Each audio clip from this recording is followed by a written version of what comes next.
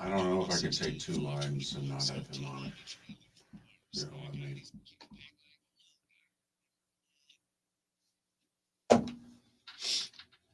World Juniors, USA, Sweden. Gavin had. We got to talk about that at the 9 o'clock hour. We got to remember to bring that up. I mean, a kid from Fort Myers is leading their team in scoring. Right. Yeah. Had an assist on the game winner last night or yesterday or whenever it was. Okay. What do you think we got here?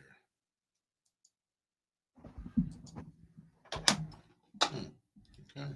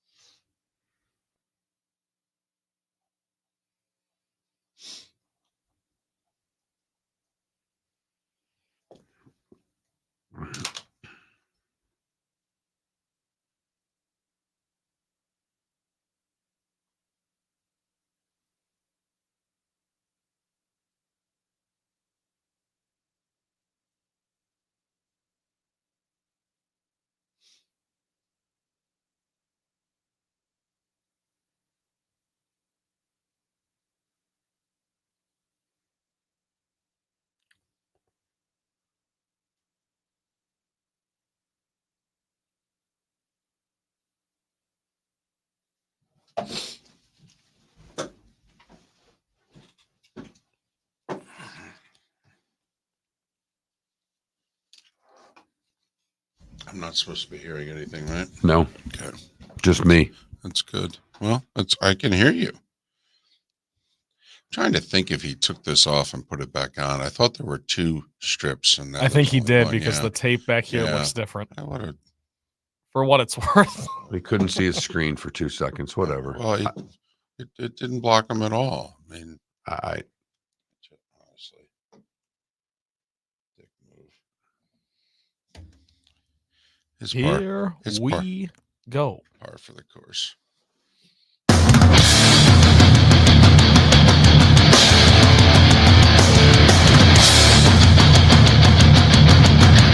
You are listening to Miller and Moulton, exclusively on the Florida Sports Network.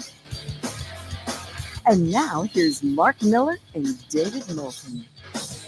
Top of the morning to you on a Football Friday. Football Friday. How the heck are you? Miller and Moulton here on the Florida Sports Network. Florida Sports Network.com. Just like that, wrapping up the first full week of 2024. How you holding up? Happy New Year. If by chance you weren't with us yesterday, that's where that joke comes from. Midway through the show, I became Larry David. I was just like, listen, you know what? It's already the 4th. Let's move on. All right, we're done.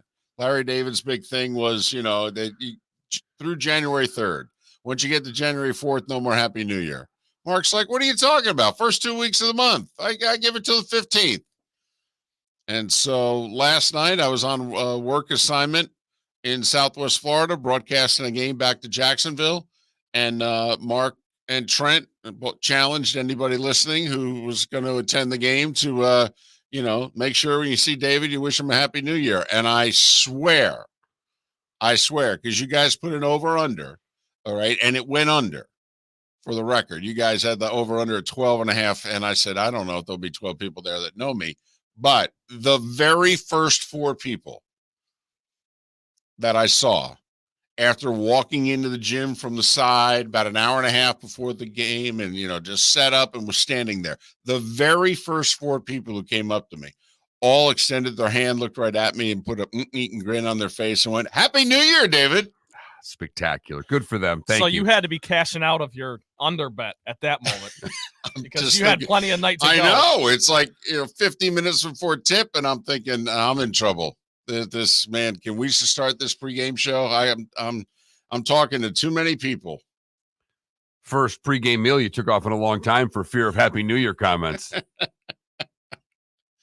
I did. I passed on the carbs. Passed on the pregame carbs, which is highly unusual.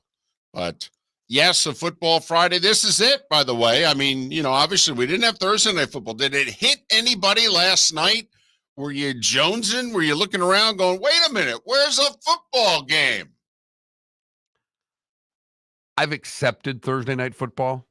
It doesn't mean that I have to like Thursday night football. So I actually celebrate when Thursday night football is over with. Oh, really? Yeah, I don't like Thursday night football. I really don't. I don't like the NFL on Thursday night. But you didn't find yourself just like sitting on the couch grabbing the clicker going, oh, the football. Oh, there's no. I mean, you didn't. I did. Admittedly, because Thursday night, I mean, for weeks now, it becomes part of your. It's the beginning of your weekend. Really. Yeah. And that's how, I mean, my generation, I love Thursday night football. I don't want to speak for everyone my age, but it became a thing when I was like 6, 7 years old. I remember when Thursday night football started. So I love it, but I understand why you guys don't. You guys. Mark. But you're not a big Thursday night football fan, are you? I mean, no, but I will say they're trying hard to make the schedule better. Like when they started Thursday night football, the games were just bad. And they made no bones about it. They're like, we're doing this for the TV money, but we ain't giving any good games. I mean, we're throwing a game. In fact, let's put the week schedule up on the board. Let's find one of the 3 worst games. Yeah, all right. Give one of those to Thursday night. Throw a dart. Then remember the one year everybody wore their Crush uniforms? The last year of Thursday Night Football on NFL Network. Okay, that was the year everybody wore a Crush uniform, and most of the Crush uniforms we didn't like. So it made Thursday Night Football even worse. Gimmicky. The games aren't good, though. At the end of the day, we don't by mid-year, we don't get a good product on Thursday night half the time. It's difficult for the road team to put a competent NFL team on the field half the time. That's why I don't like it. It's just the product. And I know I'm old guy on the porch right now. You used to do it with NASCAR. Right. Sunday at 1. When do you run your races? Sunday at 1. When do you play your football game? Sunday at 1 and 4:25. And that's all. I didn't miss it at all. Okay. I had Bruins Penguins on. I was happy as can be. All right. Little NBA basketball on the other TV. Watched a little Spurs and Bucks. I got to tell you, that whole Giannis Wemby thing, that was fun. And I obviously caught the highlights because I was busy during it. But afterwards, I'm like, wow. All right. This is worth a couple hours of your time here. Giannis, after the game, was like, he's going to be a problem. He's like, wow, he's that good now? I mean, this is coming from Giannis. Did you see the one play late in the game? Giannis gave him his best move. His very best move. He's got one-on-one just to the right of the circle. Everybody clears out. He goes the dribble to the right, dribble to the left, turns, spin, lowers his shoulder, and plants it in Wemby's chest and pushes him back like 2 feet to create the room so that now he's going to go and dunk it. And Wemby settles himself, goes up and says, you ain't dunking nothing, and just swats it away. And the look on Giannis's face was like, well, that doesn't happen to me very often.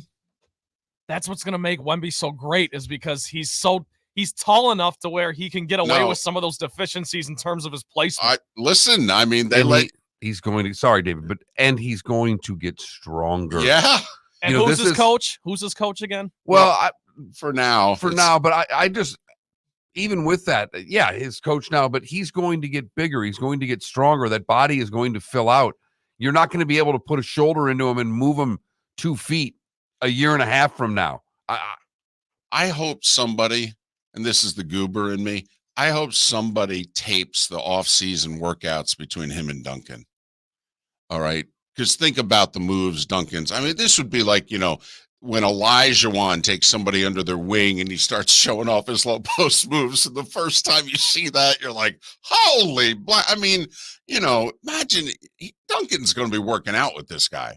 And at first, Wemby's going to be like, oh my, but then he's going to slowly catch on. And all of a sudden, Tim Duncan at one point is going to look at Pop and go, yeah, I got nothing for the kid. It's over. So, yeah, he's going to be a real problem.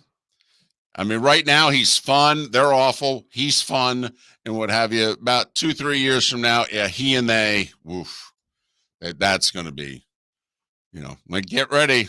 15 years of Spurs games again. Joy. Yeah, well, hopefully this time they're a little more exciting. We'll see. He's fun, though, and last night was a fun game. Bucks and Spurs early January. It's just a little midweek treat. Yeah, it was. And instead, you could have been watching a bad NFL football game. Instead, you got to watch actually good sports last night. I mean, the two national games that were on were terrific. I mean, no joke. You had a 6-5 Bruins-Penguins game. Right. And you had Spurs and Bucks. That was terrific. And not only that, the two best players in the game were Hall of Famers from each side, too. In the Penguins-Bruins game. So I was very comfortable with no NFL football last night. Hey, you know what? Maybe that should be a poll question. Here we go. We're already. I just love the fact he's the one who started the week by saying, and the one thing we are not going to do in 2024, we are not going to live on the air try to produce the show. Let's not go, hey, this would be a good poll question. And now for 3 straight shows, what has Mark Miller done? Because we're here early and nobody speaks. No, well, we're working. Nobody speaks. We're pulling the curtain. We're in the same room. We are. For 20 minutes. And to get anyone in here to talk about the show, now we can talk about last night's game. Right. We can talk about how you doing, what you had to eat. Yep. But God forbid we show prep. That's true.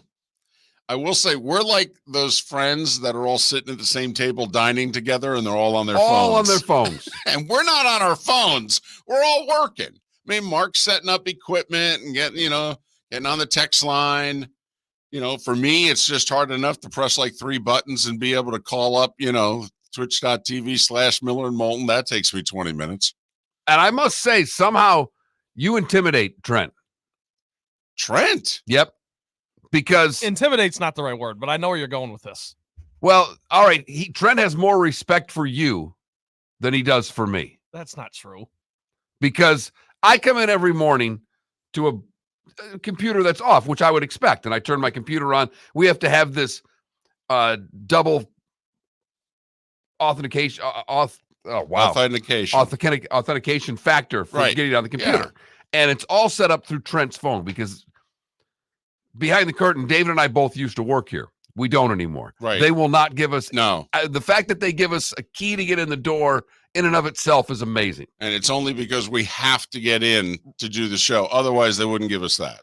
And in order for me to get on my computer, I have to log in, but Trent has to authenticate.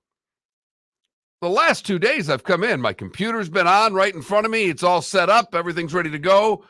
And it's not a respect thing. You know what it is? It's exactly the opposite. He has to come over here because I'm a moron. He's got to get me on the computer. And so he just goes, well, since I, got the one moron on, I'll get the other moron on. I'll meet you guys in the middle because it's both. So now the problem is, yes, beginning Monday, there will be no reason, nobody will be drawing him over here to authenticate. And so he'll be sitting over there going, hey, how you doing, Mark? Mark, that's exactly what it is. I'm over there. I got to log David in. By the way, David's computer makes me do it twice for what I do. I do 4 authentications. I don't know what it is. It's 2 doubles. We do the whole thing, and then it says, hey, that's great. Do it all again. So then I just slide over and I log you in. Yeah. It's very nice of you. I come. So it's not I walk in and I go, oh, this is great. Right. Trent really. Oh, David's here. It's not a lack of respect or a sign of respect, quite frankly. It's really more, well, I'm already here. I guess I'll do something nice. The old guy could use it. It's not like we're going to talk to one another doing a show prep. I mean, that could be, what would you rather have? Him set the computer up for you or have him go, hey, how about a poll question? What are you thinking? B. All right. Okay, fine. It's all I've ever wanted. All next week, then I am going to hound you. The first time we connect, it's going to be like, what are you thinking for a poll question? Notice I use the same voice for me as I do for Trent. Okay, so I'm not picking on Trent. My mother even said to me yesterday, go, hey, stop it with the Trent voice, okay? I like him. He's a nice guy, and he doesn't talk like that. Right, he's got a great set of pipes. He does. I know. For 24, he sounds great. I mean, we had to get into our mid to late 30s to sound like that. You know how much scotch I had to drink and cigarettes I had to smoke in my 20s to sound like that? I know. I mean, he would have been a great Marlboro man back in the day.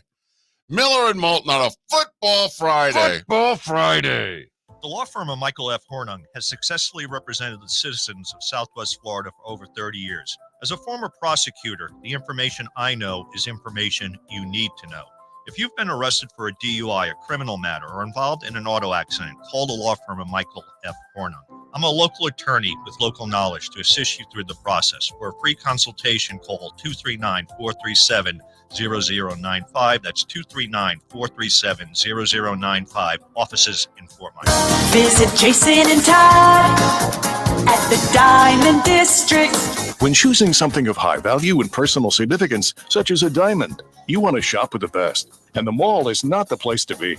Here are my friends, Jason and Todd, with the Diamond District. Take a stroll in the mall, pop into a few jewelry stores, and you'll soon discover you're in the wrong place. Rings begin to look all alike. You're not finding GIA certified diamonds.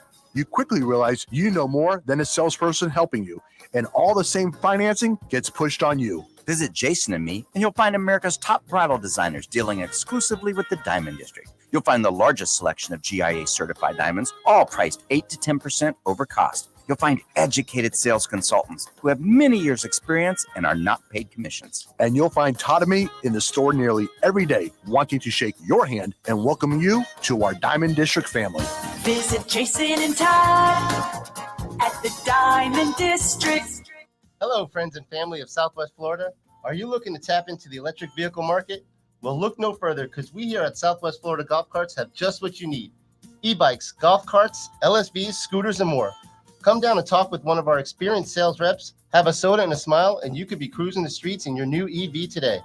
Stop by the store or visit our website at flgolfcarts.com and enter for a chance to win $100 off your next purchase by answering John's monthly sports question. You were listening to Miller and Moulton on the Florida Sports Network.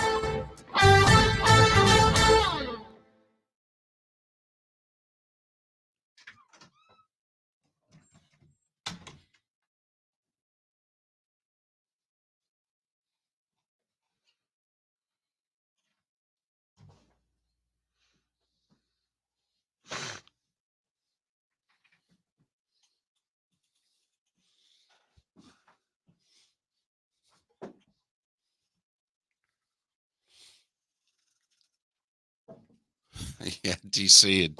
It did get a little hairy when you're laying 5.5 and they cut 23 to 8. Yes. It's like,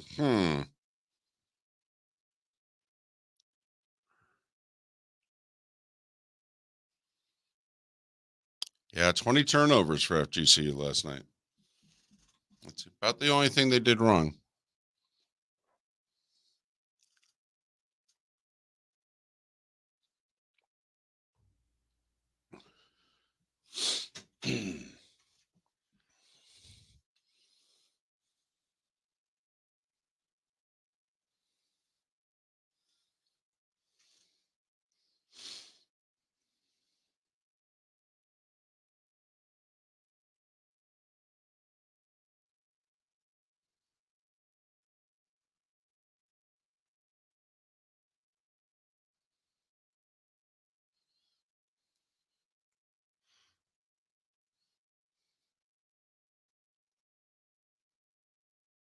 Robert Duvall is 93.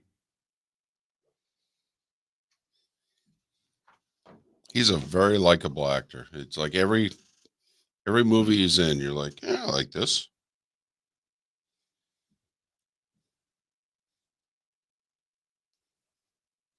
Oh, Been a wow. lot. Minneapolis going to host the World Juniors in 2026. We never get that.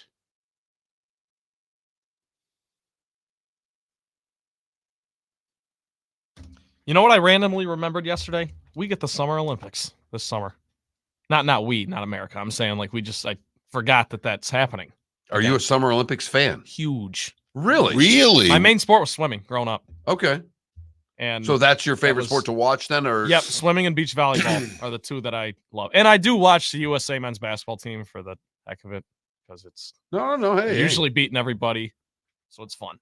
But yes, I love Well, and this Summer could Olympics. be, by the way, I mean, this is very likely, if you think of their age, probably the last one for LeBron and Steph. Mm-hmm. All right. A KD, a Chris Paul, potentially, I mean, this will be, a group that it'll probably be their last go around. Wonder if Melo will come out of retirement to be the 15th man. God, I love Melo.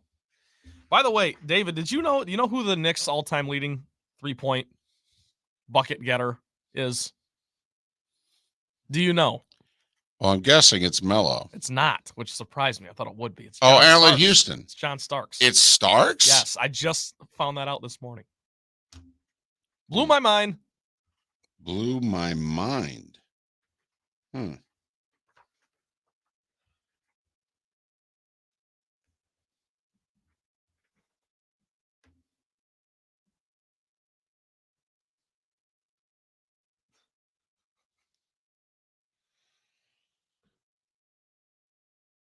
Mercury Morris's birthday's today, in case you were wondering. Hold on.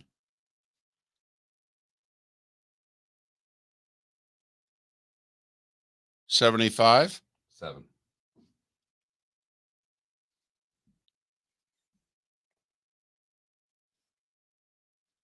He was always fun. Is he still alive? Oh, yeah. I thought so. Hey, Yeah. anytime. Hey, they're all fair questions. They are. You don't see him as much. Right. I believe Jim Kick died.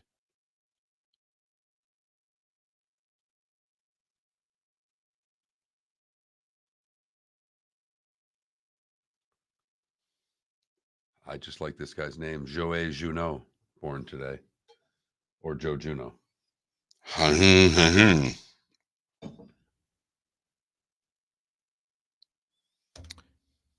Here we go.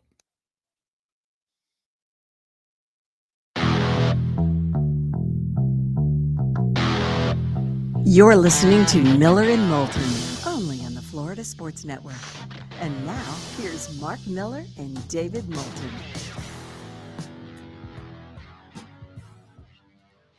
"21 minutes past the hour. Miller and Moulton, Florida Sports Network, Florida Sports Network.com. Pat Kirwan to join us, top of the 8 o'clock hour. We'll go through the games from Pat's perspective. So this is it. We went through the over-unders yesterday. We have, 7 teams whose preseason prognostication as to how many wins they would have still to be determined based on the results of this weekend's games. The Eagles, the Bills, the Jags, the Broncos, the Seahawks, the Bears, and the Arizona Cardinals are the 7 teams whose win or loss will impact their over-unders on the season. Give me the underdog that you like best this week. Do the Bears qualify? Yeah, the Bears are a dog. I mean, the Packers at home, I believe 3.5. 3. The Bears are going to win. So they're going to do to Green Bay what Detroit did to Green Bay last year. Yes. Okay. Do you feel, by the way, about the Bears the way we felt a year ago about the Lions? Lions were 2-6. No, 1-6. And then won 8 of their last 10. And we all, by the end of last year, were like, yeah, we're riding those guys heading into the 2023. We are riding those guys. So you feel the same way about the Bears in which you've already said to yourself, I'm all on the Bears in 2024. I'm not so certain of that because I will say the beatdown they gave the Lions makes me feel the strongest about it because the rest of their wins, Detroit was pounding teams last year when they're scoring a lot of points. The style points, the eye test, if you will, the Lions looked like a team nobody wanted in the playoffs. If the Bears would have beaten Detroit and gotten the playoffs, do the Chicago Bears scare anybody going into the postseason? Because they don't scare me. So I don't have them in the same, but I don't think their offensive line is nearly what Detroit's is. I do think with the draft picks, they can fix some things, and they're an interesting team. I'm not as high on them and finishing the season as I was on Detroit finishing the season a year ago. You know what else helped Detroit's case last year, too, was the fact that Rodgers was leaving the division. At least it was a foregone conclusion. Everyone was like, oh, so he's out. They took him out in week 18. Those guys are up next. That was kind of the – so they're still here. So the Bears, yes, are trending up, but I agree with Mark. I don't think it's quite the same. I have to admit, I think that division next year could be really salty. I totally agree. I mean, we think what we do of Detroit, and we don't think they're going anywhere next year. Packers are the youngest team in the league. If the Vikings can retain Kirk Cousins. And then you got the Bears. I mean, the two Norths could look very similar. Right. And the difficulty factor to get through those divisions. I mean, think about it. If the Bengals, who are going to finish last in the AFC North, but if the Bengals go into Cleveland and win, and considering that Cleveland's not playing anybody, I think the Bengals are 7-point favorites. Yeah. Actually, I'm sorry. It's in Cincinnati, and the Bengals are 7-point favorites. Everybody in the AFC North is going to finish above 500 if the Bengals do what they're expected to do. And I don't know, heading into the season next year, are we going to look at anybody, especially if the Vikings retain Cousins? If they retain Kirk Cousins, are you going to confidently predict that any one of those teams is going to finish below 500? I mean, they would all seem on paper as if they're at least 9 and 8 teams, right? Going into it, and before we start seeing schedules and who they cross over, the crossovers were pretty easy for them this year. So we'll see how that works out next year. But just gut feelings, okay? I mean, the Ravens are the underdog because they're not playing anybody. This surprises me. The Colts are the underdog at home? Okay, I mean, it's really small. It's like 1.5. Yeah, it's a pick 'em, basically. That's surprising to me. I Carolina. think it's the quarterback, by the way. I mean, C.J. Stroud's back versus Gardner Minshew. I can't believe you're messing with Minshew mania like that. Yeah, I will. And I love Houston in that game. Ooh, interesting. Carolina's the dog at home against Tampa Bay. Tennessee's the dog at home against Jacksonville. The Giants are the dog at home against Philadelphia. The Dolphins are the dog at home against Buffalo. That's my favorite. That's your favorite dog of the week? Love the Dolphins. As in you're going to bet the whopping $3? I'm going to bet money line. I'm betting money line, baby. Vikings are an underdog in Detroit. I wish I could get as excited about gambling that little amount of money as Trent does. I don't gamble the way I once did. I gamble once in a while because, well, I had a problem. It's good to know that you knew you had a problem. Right. When you have a nickel on a second half of a Sacramento Kings game, you have a problem. I agree. That's a big problem. I agree. So I have refrained from gambling.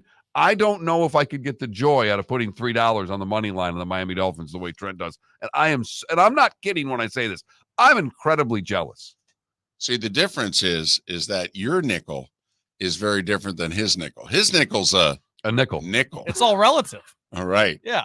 All right. Your nickel stands for something entirely different. So, the Bears are the dog at Green Bay. Arizona at home is the dog against Seattle.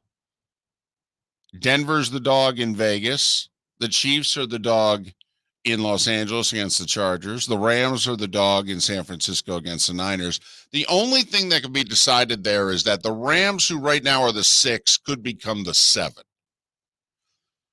If they lose, which they're expected to, and Green Bay beats the Bears, which they're slight favorites to do, then Green Bay would be the 6. And the Rams would fall to 7.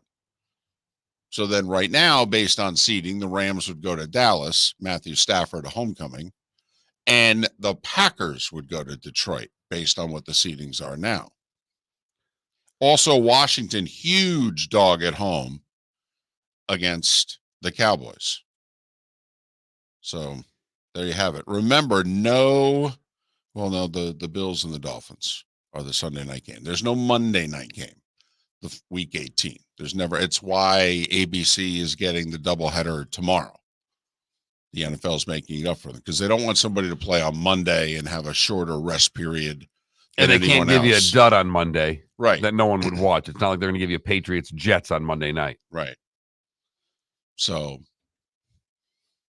no, you don't have to worry about streaming tomorrow. By the way, it's ABC, ESPN, 4:30, 8:15. We'll worry about Peacock and things like that once we get into the playoffs. For the final week, we can just actually, grab the clicker and then there you go, find the games. I'm telling you, whenever you make the move, whenever you cut the cord, you're going to get really irritated with the clicker.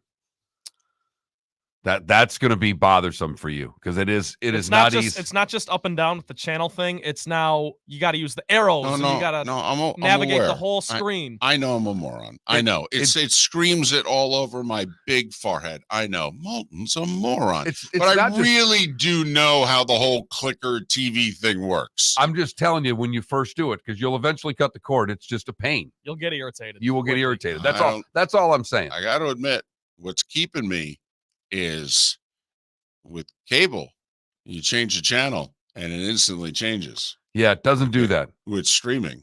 Not even close. Exactly. And that's, come on. You think I have the patience for that? You think the older we get, I know we're supposed to be, wisdom, patience as you get older. Screw that. I only got so much time left. Where the hell's my show? So this is exactly Mark's point. It's going to be a mess when David cuts the cord. I'm not cutting. Why do I have to cut the cord? Everyone's going to have to cut the cord. Listen, once again, I am going to be one of the last 5 people. I'm reading a newspaper. I am paying with cash, and I have cable.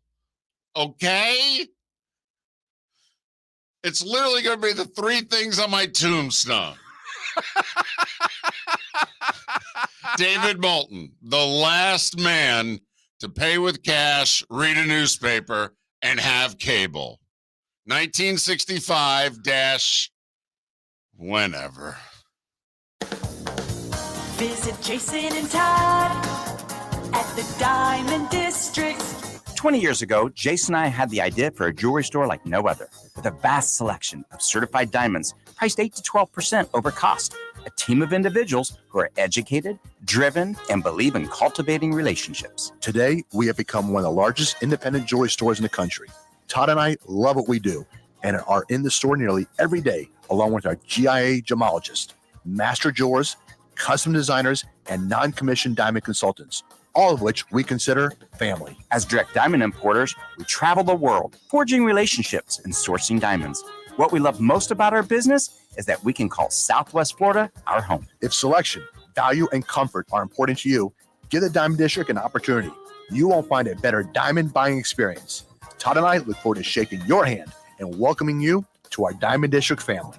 At the Diamond District. The law firm of Michael F. Hornung has successfully represented the citizens of Southwest Florida for over 30 years. As a former prosecutor, the information I know is information you need to know. If you've been arrested for a DUI, a criminal matter, or involved in an auto accident, call the law firm of Michael F. Hornung. I'm a local attorney with local knowledge to assist you through the process. For a free consultation, call 239-437-0095. That's 239-437-0095. Offices in Mark Miller for Molly Maid. Why Molly Maid, you ask? Trust. Moulton was a customer for 15 years. Affordability. Didn't I just say Moulton was a customer for 15 years? Worry-free services. Our professional house cleaners are fully insured and a 24-hour warranty. Call Molly Maids today at 239-774-5839. That's 239-774-5839 or online at mollymaid.com/FTMYERS. That's mollymaid.com/FTMYERS. You were listening to Miller and Moulton on the Florida Sports Network.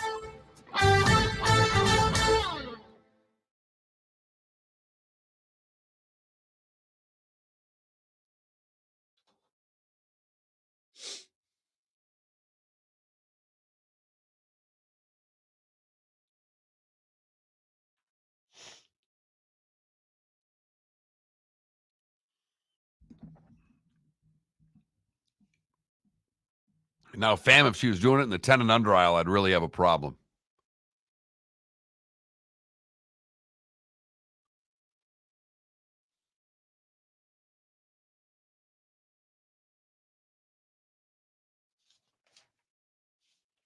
So what do you guys want for a poll?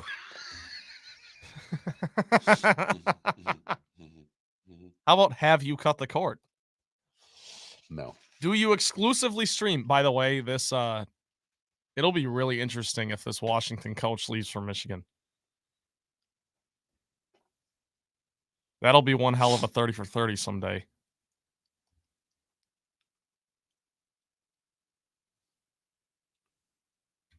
Assuming Harbaugh wins the day, of course. Well, that'll be our Monday question, right? Just who you got? Michigan. Yeah. Michigan.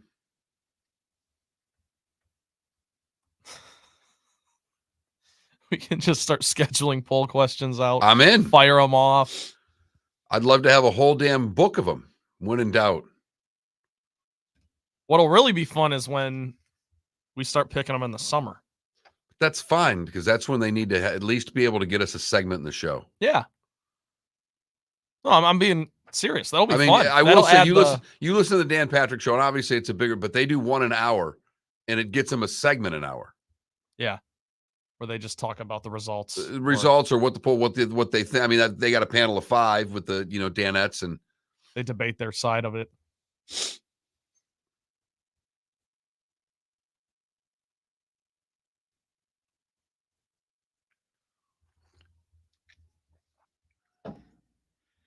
Now, it would be nice to have a website where it actually had the poll question on it that you could vote and not have it send you to a Twitter page.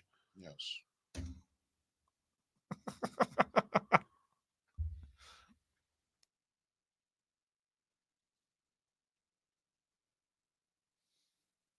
By the way, when I did talk to Jeff, that was one of the things that we talked about was in the new year, he wants to get me more involved on the website. So, yeah. I mean, just to clean things up and make it more. But I think he didn't say this, but I think he was kind of waiting for if there's going to be a slight rebrand, if you guys are going to, right, and we can talk about that later, but.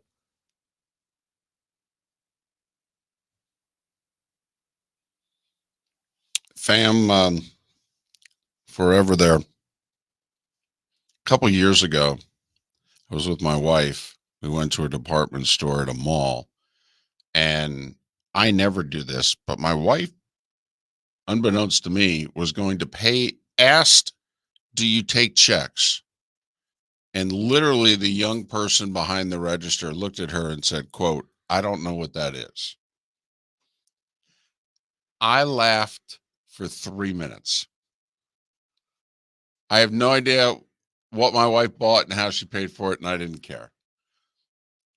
I mean, the look on that 17-year-old's face was worth everything. Ma'am, I don't know what that is. I don't know what that is. I'm laughing midway through it. I'm like, oh, come on, just show it to her. Just show her what one is. Come on. You learn something new every day. I'm laughing. We get to the car. I say, do you know how much joy you just gave that girl? She's going to tell all her friends, some woman wanted to pay by check. What's a check? What is that? Have you ever seen one of those? It's like a dinosaur. Is that like a T-Rex? Well, it's like some of those. I've watched a couple of TikToks where they put the rotary phone in front of 2 18-year-old kids and say, call this number.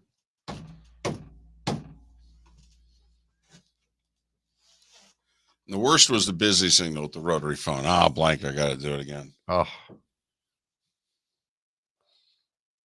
Some phones shot right back. Others were very slow. Here we go.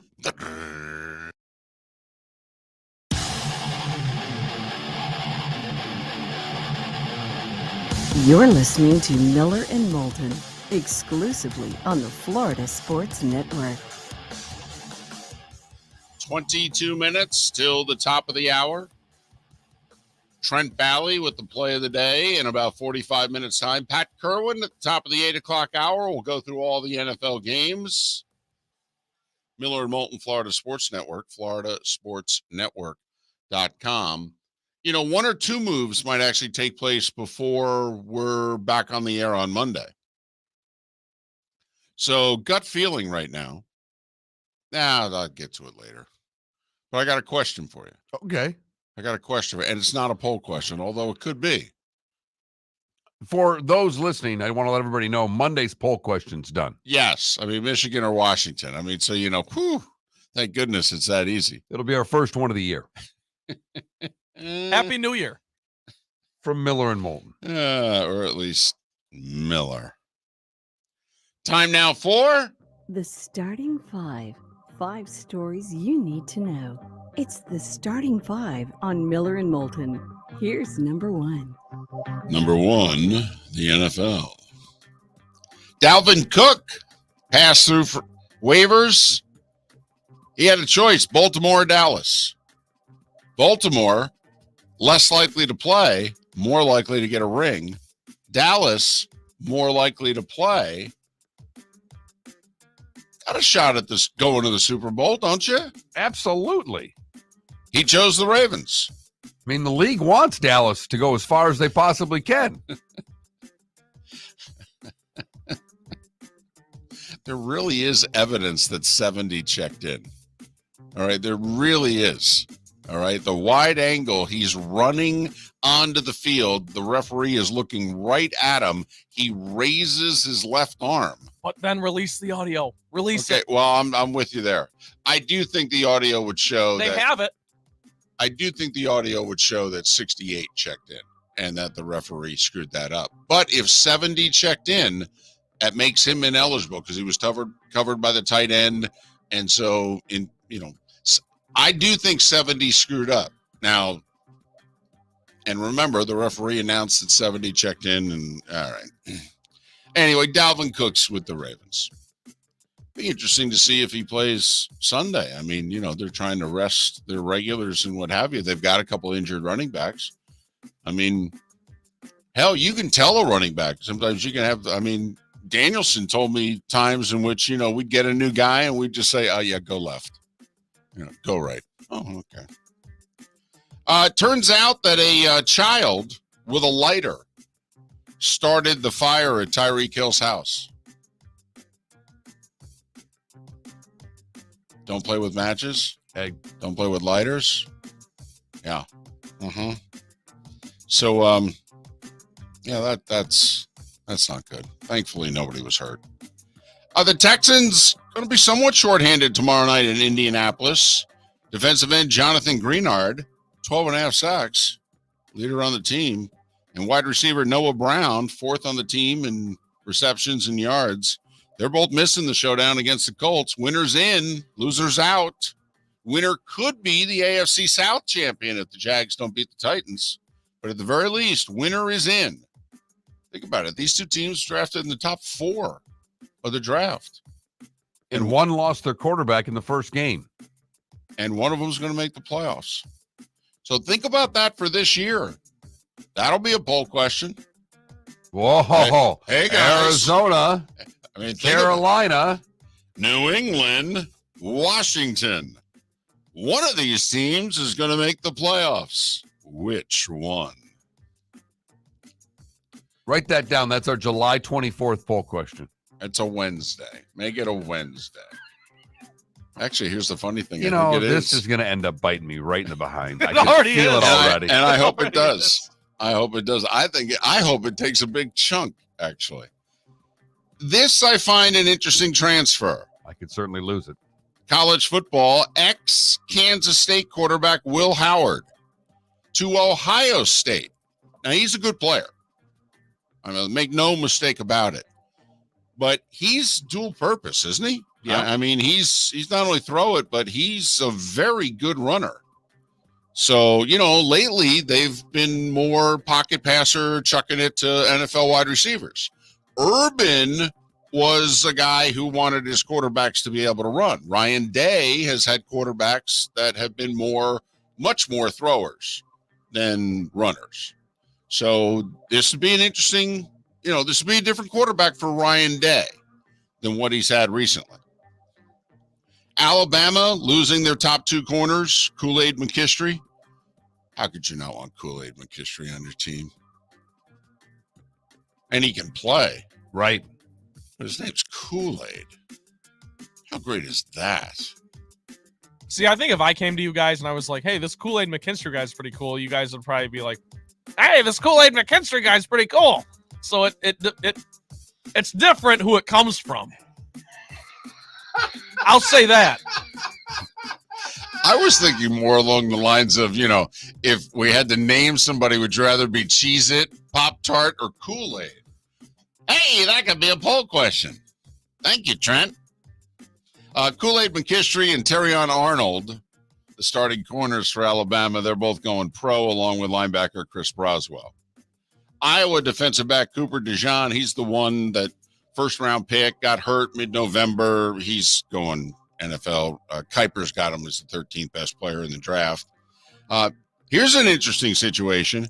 Oklahoma State quarterback Alan Bowman granted a, wait for it, 7th year of eligibility.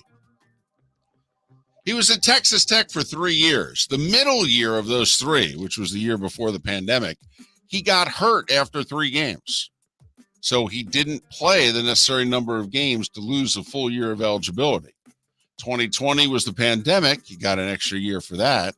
Then he had a, legitimate grad transfer year, what have you. So anyway, 3 years at Texas Tech, 2 at Michigan, and now he'll have a 2nd year at Oklahoma State. He'll be 24 when he plays next year.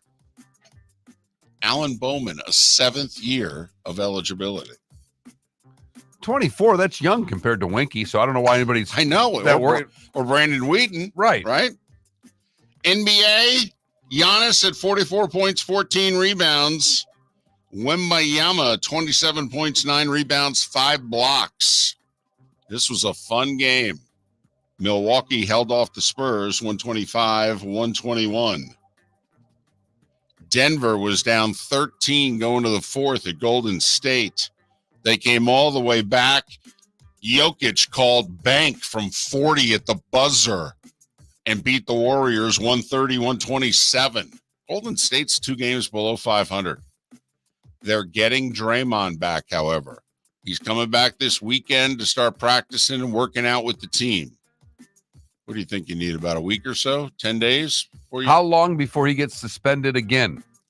Well, this will be interesting. Because let's face it, part of what has made him a borderline Hall of Famer is he plays near that line.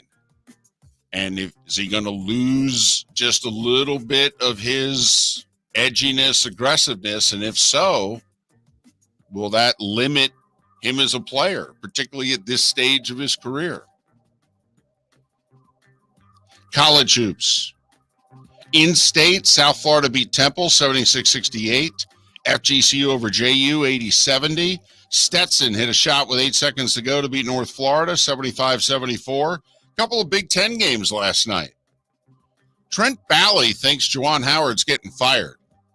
Dude, no one in Ann Arbor knows that they're playing basketball right now.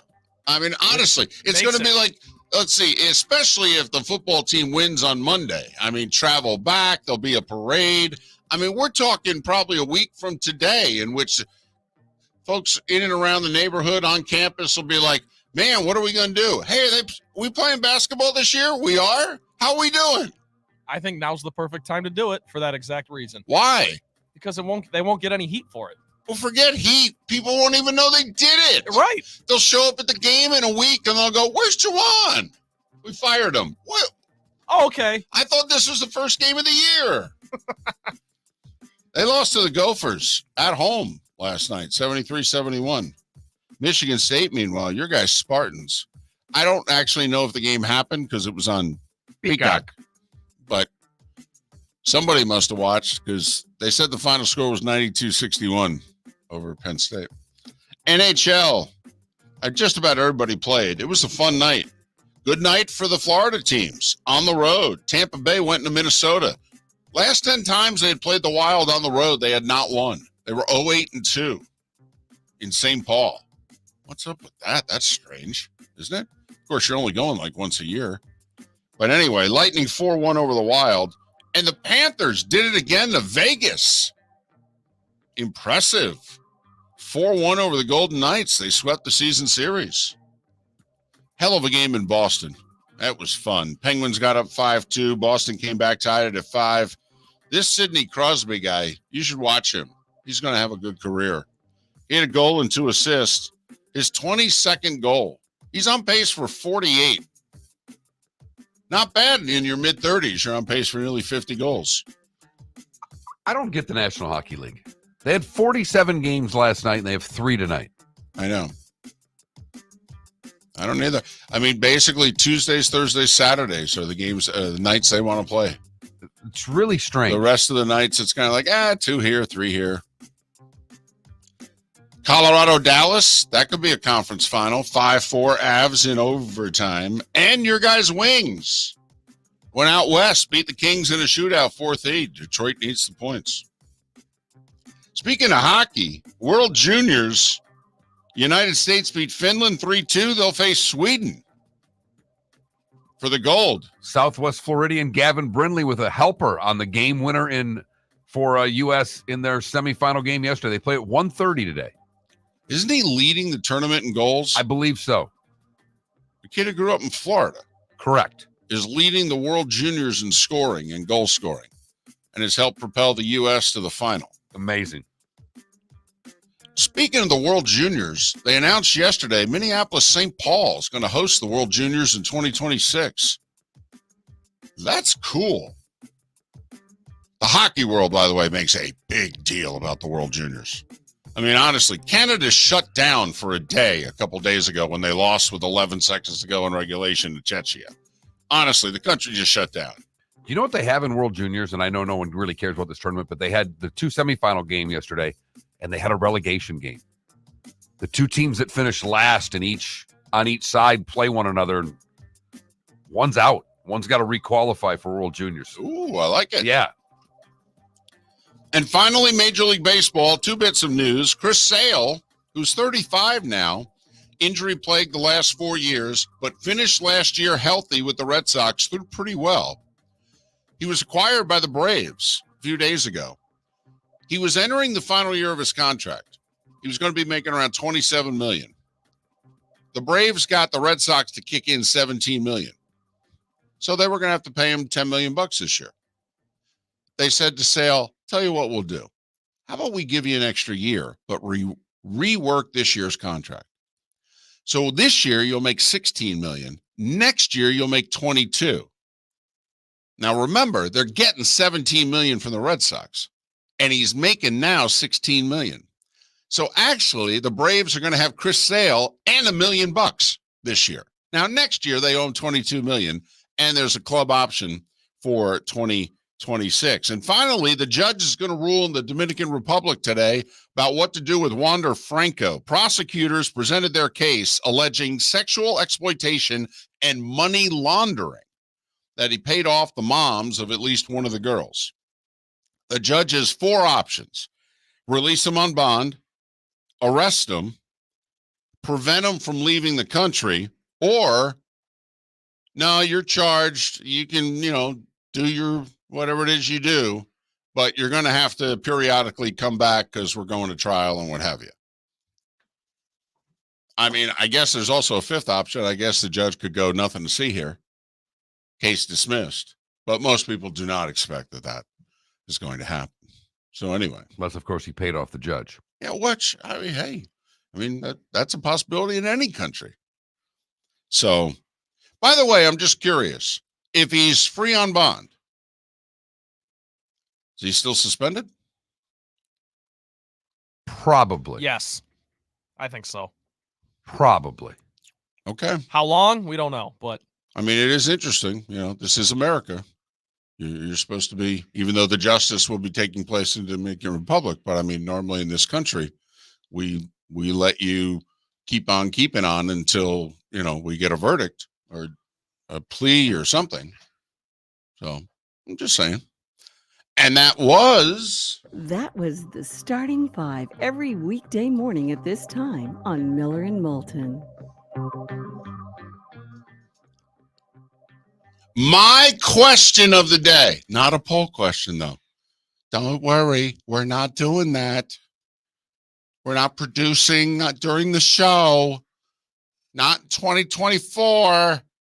But my question of the day for the two of you next. Hello, friends and family of Southwest Florida. Are you looking to tap into the electric vehicle market? Well, look no further because we here at Southwest Florida Golf Carts have just what you need. E-bikes, golf carts, LSVs, scooters, and more. Come down and talk with one of our experienced sales reps, have a soda and a smile, and you could be cruising the streets in your new EV today. Stop by the store or visit our website at flgolfcarts.com and enter for a chance to win $100 off your next purchase by answering John's monthly sports question. Mark Miller for Molly Maid. Why Molly Maid, you ask? Trust. Moulton was a customer for 15 years. Affordability. Didn't I just say Moulton was a customer for 15 years? Worry-free services. Our professional house cleaners are fully insured and a 24-hour warranty. Call Molly Maids today at 239-774-5839. That's 239-774-5839 or online at mollymaid.com/FTMYERS. That's mollymaid.com/FTMYERS. Located on the East Trail, locally owned Naples Tiki Bar and Grill is an outdoor eatery next to the Hitching Post Shopping Center. Island-inspired food with a true tiki theme. The best place in Naples to enjoy the beautiful weather in Southwest Florida. The Naples Tiki Bar and Grill offers a great menu for dine-in or takeout. Enjoy our famous pulled pork, huge burgers, and tiki bar cocktails. Don't miss happy hour every day from 3 to 6 and live music 7 days a week. See you soon at the Naples Tiki Bar and Grill, 11498 Tamiami Trail East. The law firm of Michael F. Hornung specializes in criminal defense, DUI, personal injury, nursing home claims, and auto accidents. I'm a former prosecutor with over 34 years of experience. The information I know is information you need to know. If you've been arrested for a DUI, time is of the essence to maintain your driving privileges. Call the law firm of Michael F. Hornung for a free consultation. At the law firm of Michael F. Hornung, we are committed to excellence in your representation. Being a local attorney with local knowledge is clutch to the success of your case. For over 30 years, we have successfully represented the citizens of Southwest Florida. For a free consultation, call 239-437-0095. That's 239-437-0095. Our offices are conveniently located in Fort Myers. Visit online at mfh-law.com. The waterways of Naples are a beauty to behold, and the Bayfront Inn has multiple ways for guests to enjoy the water and have some fun. Gather your family and friends and enjoy a leisurely day on the water with a pontoon or deck boat. If you prefer to explore the waterways without a motor, the Bayfront has canoes, standboards, and kayaks. At the end of your journey, enjoy lunch or dinner at the Bamboo Tropical Bar and Grill. The Bayfront Inn. Something for everyone. On 5th Avenue in Naples. You were listening to Miller and Moulton on the Florida Sports Network.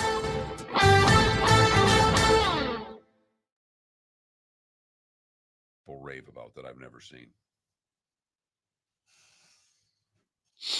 It's good.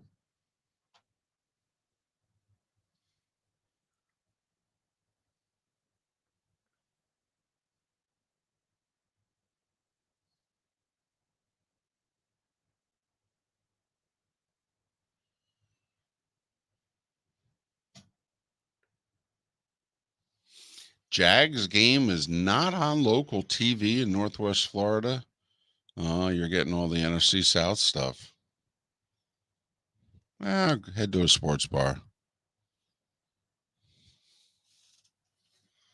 Oh, we caught it. Oh, yeah, EB Hill. We caught it. Oh, yeah. No, him giving it back to me. No, he's feeling his oats. 10 weeks in. Yep. Also, it's not the David Moulton voice. It's the David Moulton for Trent voice. That also gets used anytime anyone says anything ridiculous.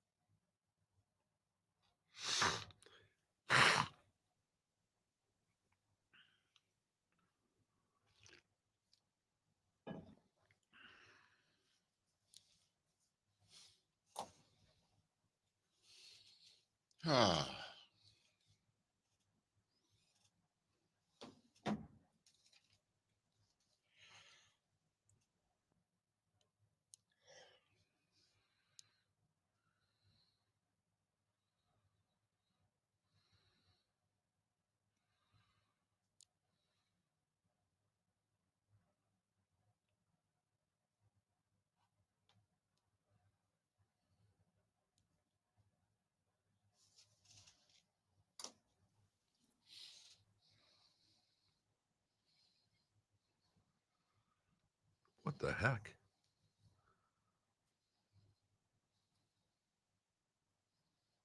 So we had aliens in Miami yesterday, apparently. Oh, really? Well, this Miami Mall is trending, and it's all about 10-foot shadowy figures and all this police presence, and nothing was reported on it. So we had aliens in Miami yesterday, in case anybody was wondering. Don't tell Aaron Rodgers.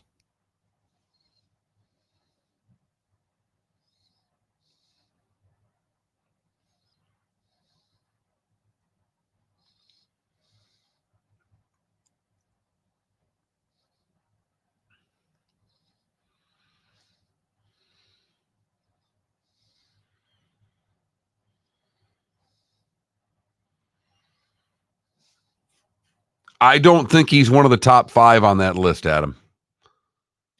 Do you think Here we Fred go. Taylor's a Hall of Famer?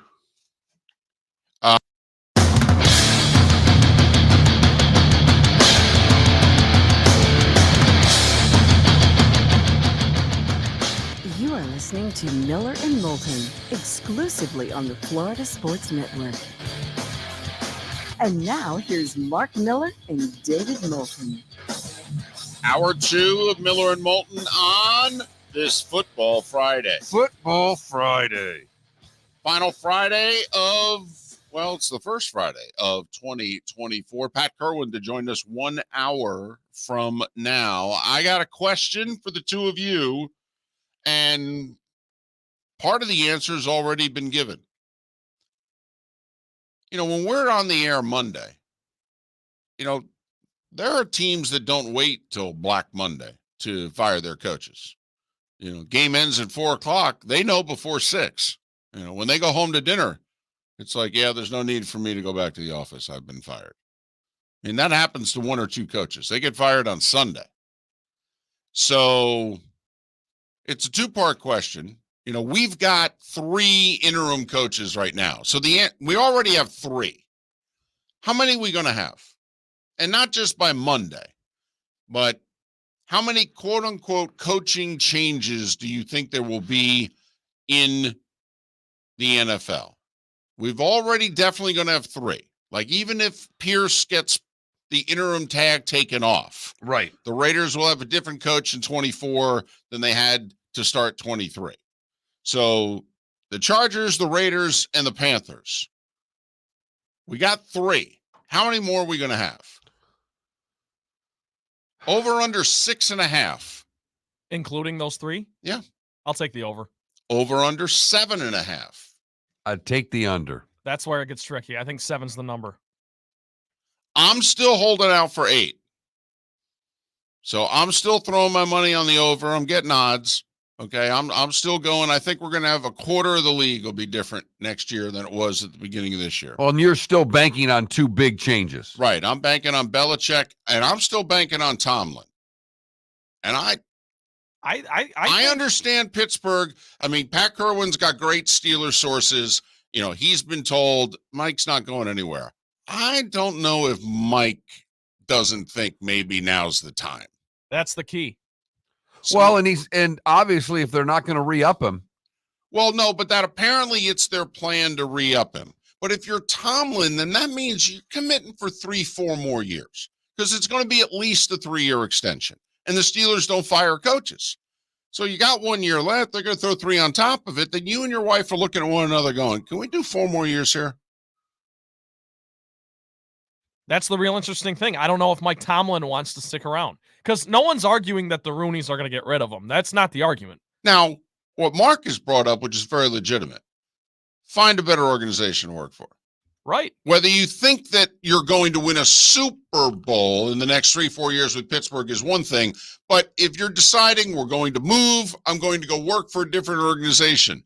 Really? And how many different organizations do you want to work for? Because Right. if you're leaving Pittsburgh, you could get fired anywhere. Yes. The next place you go to Right. is not going to be nearly as kind and forgiving Right. as the Pittsburgh Steelers organization is to coaches. Not that you have to be too forgiving to what Tomlin's done, because he's never had a losing record. There's not a lot of forgiveness needed from him as a coach. Well, apparently so, though, because the fan base is sick and tired of him. And I can't emotionally understand that. Of course you can't. You're a Lions fan. You look at Mike Tomlin and go, hell, we'd already have a statue of you. Before you were 50, we would have had a statue of you. Exactly. And, I played golf with a Bears fan on Wednesday, and somehow Tomlin's name came up, and he went, we'll take him now. I mean, they don't even hesitate. They're like, how do we sign up for the package where we get Mike Tomlin? I was going to ask you guys, is there a team that, say there is 8 teams that fire a coach and take the Steelers out of it? So there's 7. Do you think any of them wouldn't take Mike Tomlin? If he went to you and said, I want to coach your team? So could you be here Tuesday or Wednesday? Right. So as far as him going to another organization that might not be as forgiving and whatnot, we can talk about that. But also, he's going to walk into the facility as he already kind of has leverage already on day one. All I'm saying is that 31 other franchises don't treat coaches the way the Pittsburgh Steelers do. Right. That's all I'm saying. Right. So that, Tom Landry got fired. And I know that, we're Don Shula got forced out. We're on the precipice of Bill Belichick perhaps getting fired. Right. The Steelers are going to offer Mike Tomlin an extension, all indications are, in which he would do 20 plus years there. Right. Wow. 3 coaches since Lyndon Baines Johnson. Right. It was right on the edge. I think Noel got hired while the final days of the LBJ administration. I don't think Nixon taken over yet. So yeah. I don't even remember who Howard. LBJ is. Oh, sorry. No. LeBron James. You don't even. That's fine. That's a good one. Well said. That's a good one. Good play. So you just said you don't remember Cowher. I don't remember Cowher. I think I was 7. Yeah, I was 6 years old when Tomlin took the 06 season. Yeah. Yeah. Matter of fact, Cowher resigned from the Steelers today.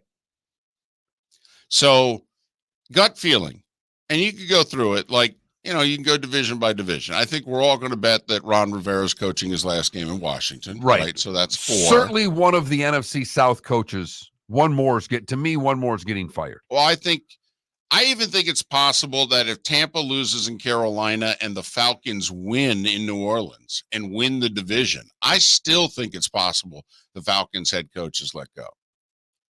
The owner gave an answer 2 weeks ago, which screamed to me, I'm moving on, because he was asked about his head coach and he was like, yeah, we'll deal with that at the end of the year. Uh-oh, honey.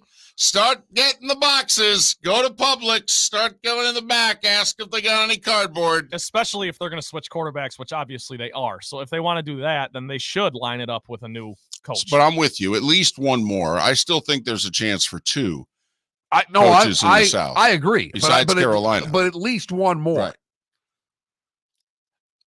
Right. I actually think Tomlin's going to be asked to – he's going to ask to, can I find something else?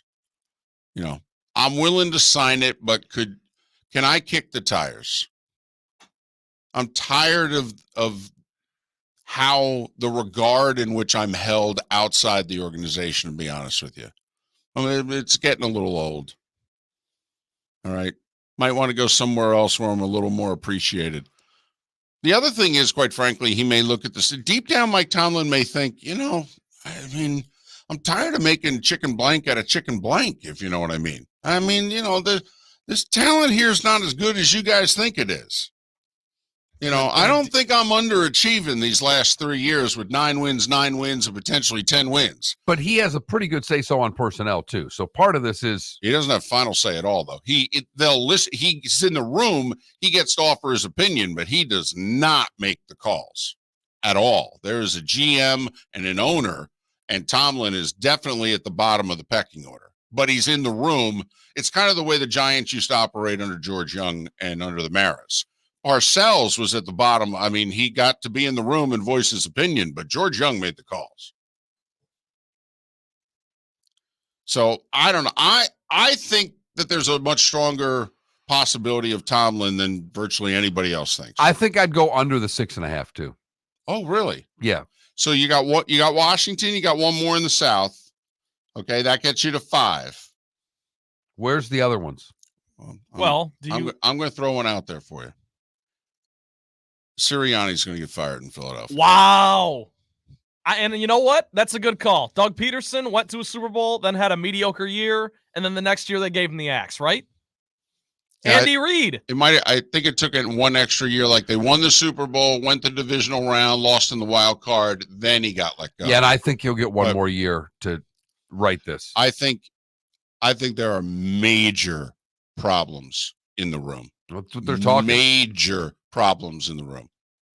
That's a good call by you. And Bill Belichick's going to become available. I'm telling you.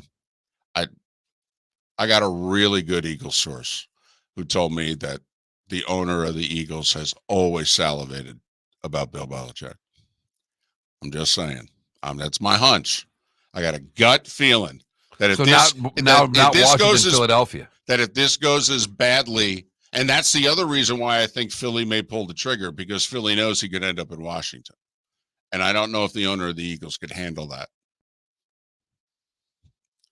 That's my if you think Tomlin isn't a big enough swing, and I don't think it's the Steelers doing it to Tomlin, I think it's Tomlin just politely asking, and maybe his agent reaching out to another organization, and they call the Steelers and say, hey, how about if we give you a second-round pick?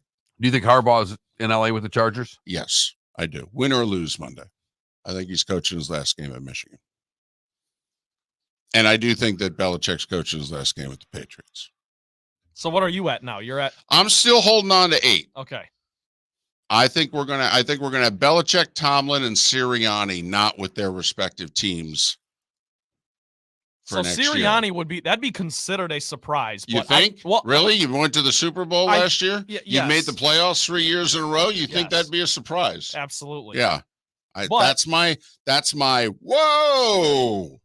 David Tepper of the Panthers isn't the only one losing his mind these days. That's my out there one. Would be fascinating given the fact of where they are. Right. But hell, they could still be the 2. Right.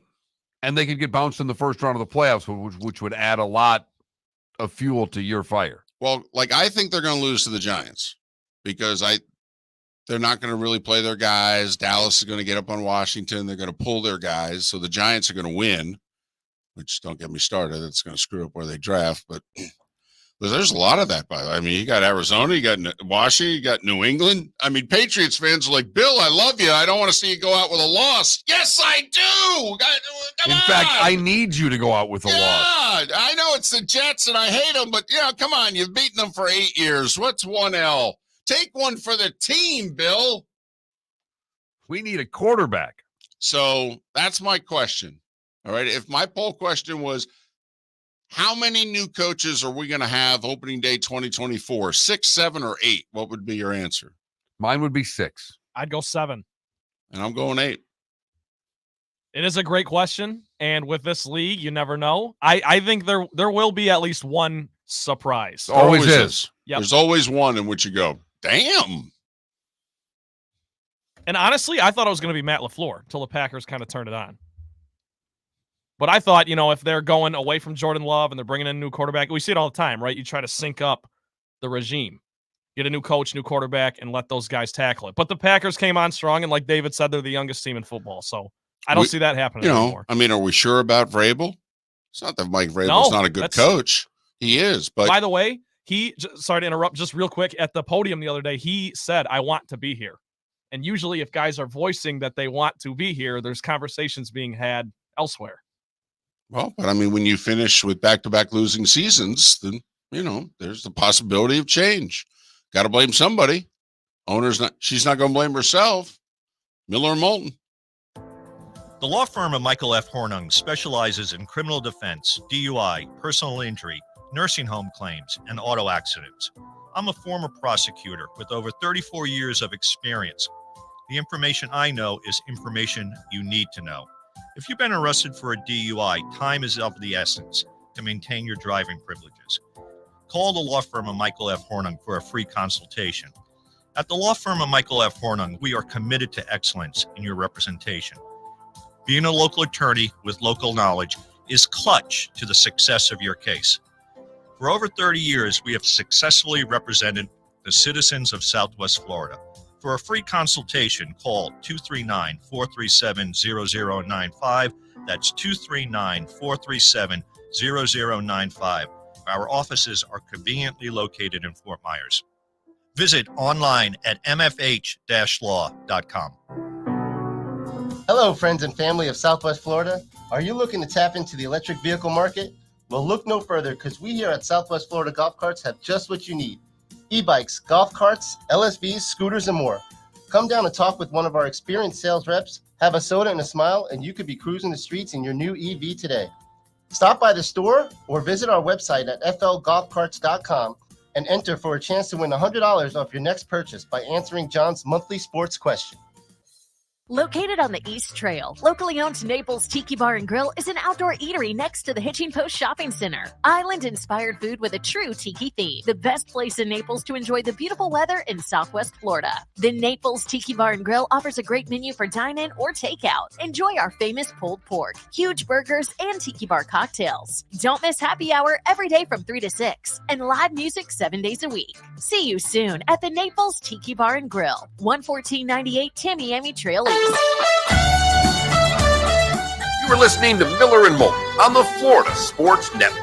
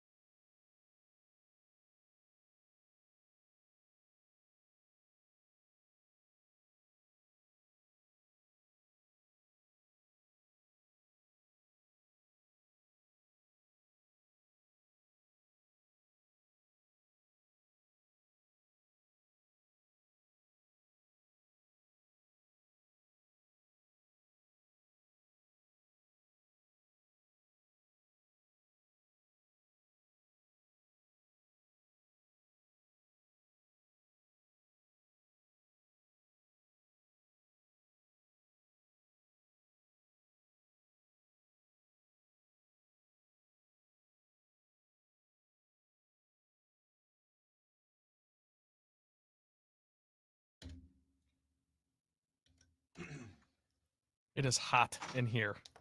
You can turn the AC down in the other room. Turn the AC down? No, you're fine. I just notice it every time I come back in. But it's not like it's unbearable or anything.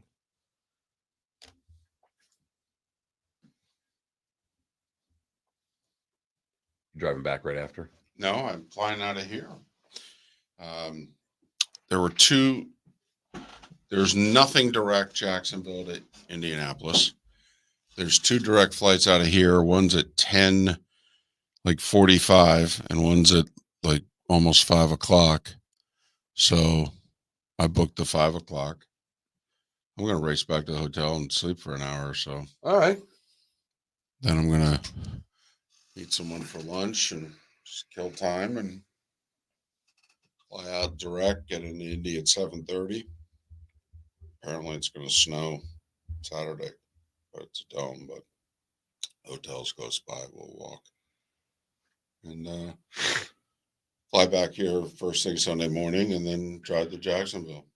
We'll get in about 11 here, so I'll probably get back to Jacksonville around 5. Then I'm actually home for, I'm hoping that the Bucks and the Jags both win so that our Monday the 15th playoff games in state. Right. So that would be nice. And I'd be home for. Then you have another playoff game the following week, and that's it? A divisional game. We think it's going to be Saturday the 20th. That Fox and CBS will get Sunday for them. Be better for you. Yeah. I mean, from a Totally. personal standpoint, travel Friday after the show. Right. Travel Sunday. Yeah. And sleep, that's. And if we get the 4:30 game, depending on where it is, see whether or not there's a late flight home. Probably not, because it's Jacksonville. I could probably get to like Atlanta or someplace, but probably not Jacksonville. But yeah, be home by noon Sunday. Right. Yeah. But worst case scenario, you can jump the earliest flight out too. You can Mhm. you can be on the Right. 6 a.m. flight or whatever. Yeah, because we're done at 8. Probably we think we're going to have the early game.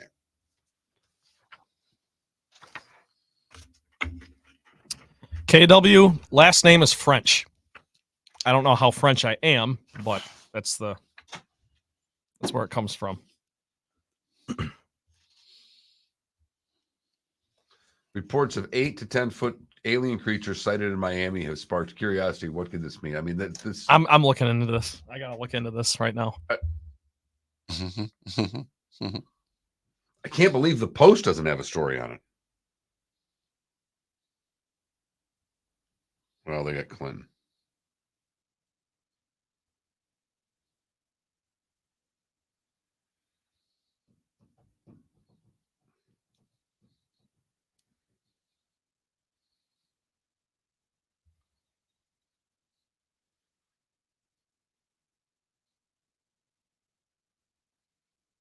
I mean, what the hell?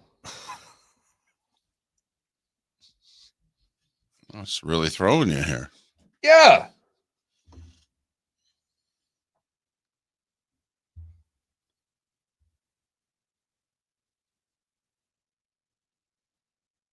We might do aliens here.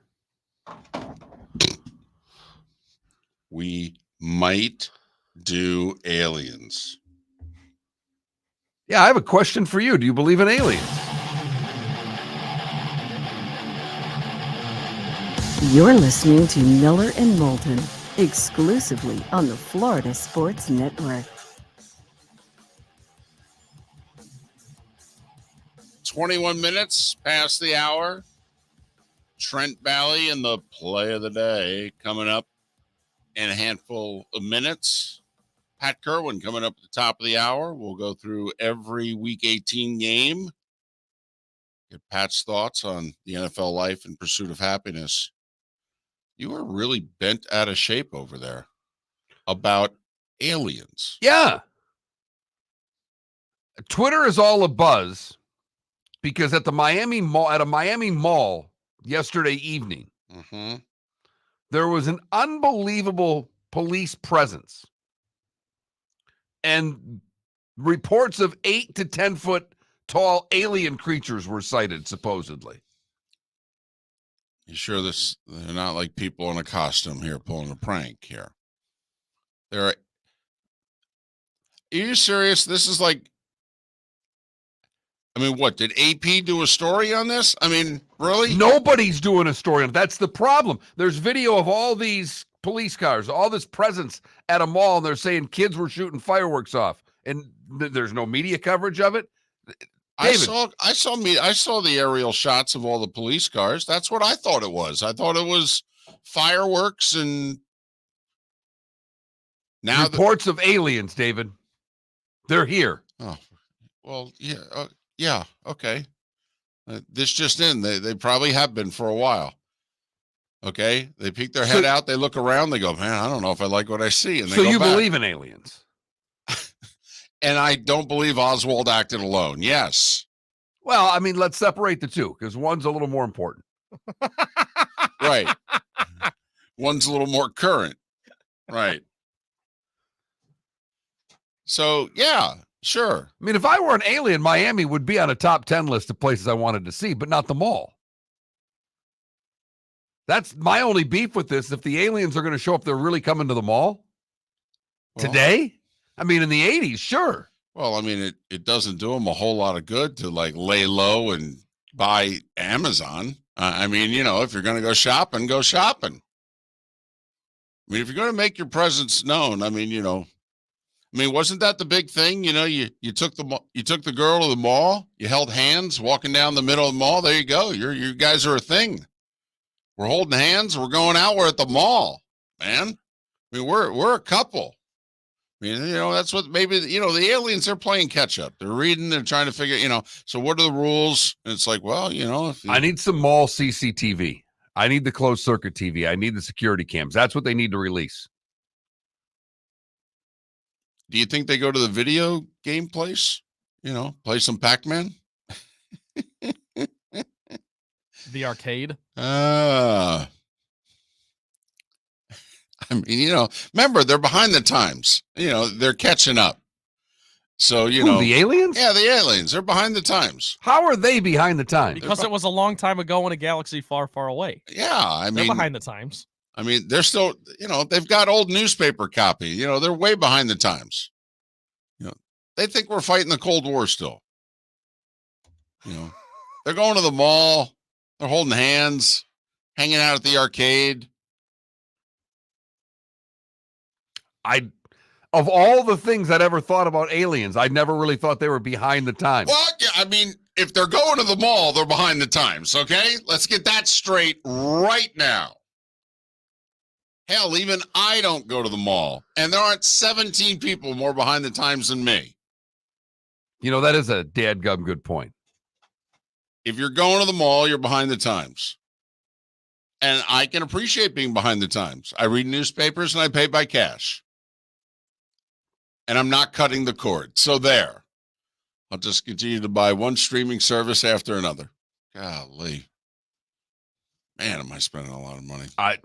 This whole cutting the cord to save money really is a fallacy. Well, I mean, I guess in theory, but it ain't working. Once you start getting a few streaming services, you can get it right back up there in a hurry. Now I just need alien TV. So do you want to ask the poll question? Do you believe in aliens? Sure. Yes. If we asked how many coaches are going to be fired, 6, 7, or 8, we'll get 34 people to respond. I'll tell you what, I'll put them both up. If we ask the question, do you believe in aliens? All right, we'll get so many more people to respond to our poll question. Experiment. Let's do it. Unbelievable. I say let's, but it's Mark who has to. What are we, the Texter? The aliens work with the government. See, here we go. Area 51. The government gives kids and people to aliens in exchange for technology. By the way, I will say we did get one other sports question. About the coaches for you, I will add this. Thank you. If the Bills don't make the playoffs, McDermott. No, absolutely not. No. Well, No. I don't think so either, just because they gave him that extension, which I don't think they should have done. Also, he actually is the power in that organization. It's not the GM. McDermott handpicked the GM from his days in Carolina. McDermott's actually the power in that organization.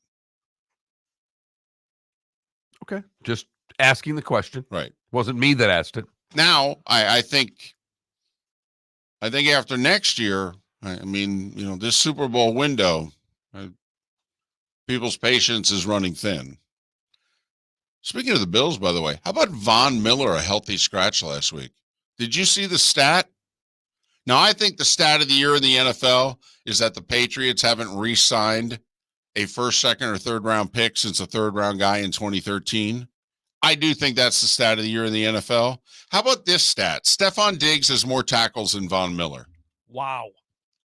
How? If you don't know, Diggs is a wide receiver. Well, that tells interceptions. You Josh Allen turns the ball over a lot. 16 interceptions for Josh Allen. Diggs has made 3 tackles. Von Miller has 2 for the year. For the year? Correct. Now, he missed the first third of the season. So but what? Still, right? I know. Yeah, If you said in one game that happened, I would Right. go, okay. No, what no. happened to Von Miller? Was No. he hurt? No, Stephon Diggs has more tackles than Von Miller right now. Wow. A healthy scratch last week, Von Miller. Mm-hmm. He's had a lot going on this year. Uh-huh. He sure has. So Von Miller could be playing his last game in Buffalo this Sunday night in Miami. That's if he plays. If you are the Bills, you have to play him this Sunday, right? Why? Well, you just Why? Because everything's Why? on the line. You got. Why? If he's terrible, why am I going to play him? Do you think Von Miller's terrible? Well, he has 2 tackles for the year. I Trent, know. He has 2 more than you. 2. Come on. I ain't Trent. playing you Sunday. Trent, you should be able to run into enough people to get 20 tackles Yes. at that position. Yeah, somebody. I mean, If he had 2 sacks right now, we'd be going, wow, that's terrible. Yeah. No, I know. I'm just saying. Week 18. have you seen offensive line play in the NFL? Okay. I mean, there's a chance you could not be blocked twice. It's still Von Miller. You got to play him. It was Von Miller. Now it's somebody. It's an alien. Or maybe it was an alien, and now Von Miller's back in his own body, and he can't play. Right. The alien was active. The Von Miller's not. Aliens. Can't believe you went there. They were at the mall last night. 10 feet tall. Really? That's what they say. 10 feet tall. That's a basketball hoop, for those who don't know. Time now for our Molly Maid play of the day. Thank God. I don't know if there will be any aliens in this play, but I'm hoping so. Trent, what do you have for us? You know, I mentioned it last week, but this Nikola Jokic guy, it's pretty good. We go to the Chase Center. Might be an alien. In San Francisco. It's a sellout crowd to watch the last 2 NBA champions go at it. Nuggets at Warriors. Steph puts up 30. Clay winds the clocks back for 24, but it's Jokic, Jamal Murray, and Aaron Gordon combining for 89, including the walk-off from the Joker. Jokic has it. Clock ticks. Got to put one up. Jokic for the win. Oh, it's good! Jokic got it off in time, and the Nuggets win it. Are you kidding me? The Nuggets win 130-127. They're a half game back from the Timberwolves atop the West. The Warriors, on the other hand, 2 games below 500. Not great. Jokic banked one in from 40 to win. Denver was down 13 going to the 4th, beat the Warriors. Miller and Moulton. Pat Kirwan in a half hour on the Florida Sports Network. Hello, friends and family of Southwest Florida. Are you looking to tap into the electric vehicle market? Well, look no further, because we here at Southwest Florida Golf Carts have just what you need. E-bikes, golf carts, LSVs, scooters, and more. Come down and talk with one of our experienced sales reps, have a soda and a smile, and you could be cruising the streets in your new EV today. Stop by the store or visit our website at flgolfcarts.com and enter for a chance to win $100 off your next purchase by answering John's monthly sports question. Ladies and gentlemen, once again. Hi. Excuse me. Hey, the line starts back here. Ma'am, if your party's not here, you're going to have to go around again. If you had the opportunity to avoid all this, wouldn't you? Salt Live is the official transportation provider of the Miller and Moulton Morning Show, making your trip to and from the airport seamless and stress-free. Salt Live is supported with the help of local partners like the Bayfront Inn. Gather your family and friends and enjoy a leisurely day on the water with a pontoon or deck boat. If you prefer to explore the waterways without a motor, the Bayfront has canoes, standboards, and kayaks. At the end of your journey, enjoy lunch or dinner at the Bamboo Tropical Bar and Grill. The Bayfront Inn, something for everyone on 5th Avenue in downtown Naples. BayfrontInNaples.com. When you need a ride, book with Salt Live Transportation, 308-8686, or book on saltlivetransportation.com. Located on the East Trail, locally owned Naples Tiki Bar and Grill is an outdoor eatery next to the Hitching Post Shopping Center. Island-inspired food with a true tiki theme. The best place in Naples to enjoy the beautiful weather in Southwest Florida. The Naples Tiki Bar and Grill offers a great menu for dine-in or takeout. Enjoy our famous pulled pork, huge burgers, and tiki bar cocktails. Don't miss happy hour every day from 3 to 6, and live music 7 days a week. See you soon at the Naples Tiki Bar and Grill, 11498 Tamiami Trail East. You were listening to Miller and Moulton on the Florida Sports Network. I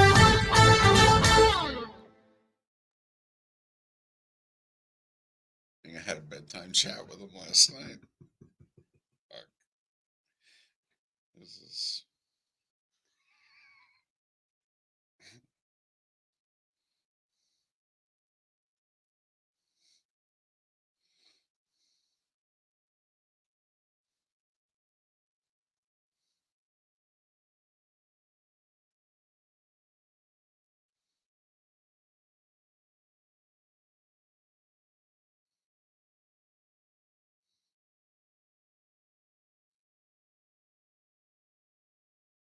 In all fairness, I voted on both. I'm doing it right now. We have 2 votes on the coaches, 5 on the aliens. Six on the aliens. I just voted.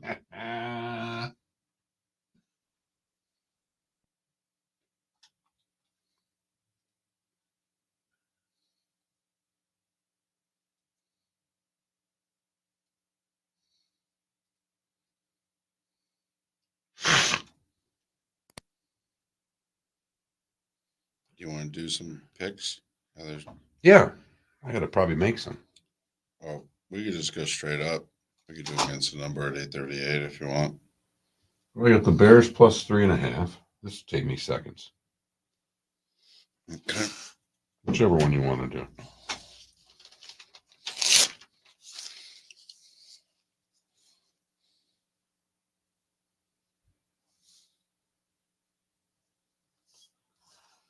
Take Houston. Those two I knew.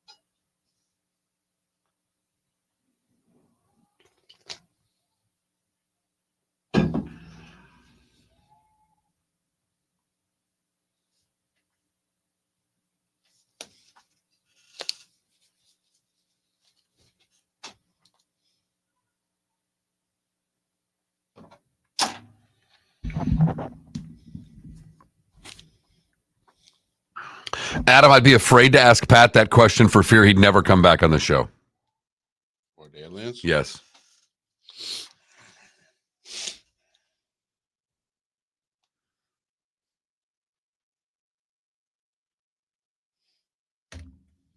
My favorite Pat answer ever was when David was like, all right, real quick, 10 seconds. Do you give the Packers any chance to beat the Chiefs? And he goes, none. You got to ask me something else for 8 seconds if you want. And the irony is that the Packers won. Yes, they did. It's like, what chance do you give them? None.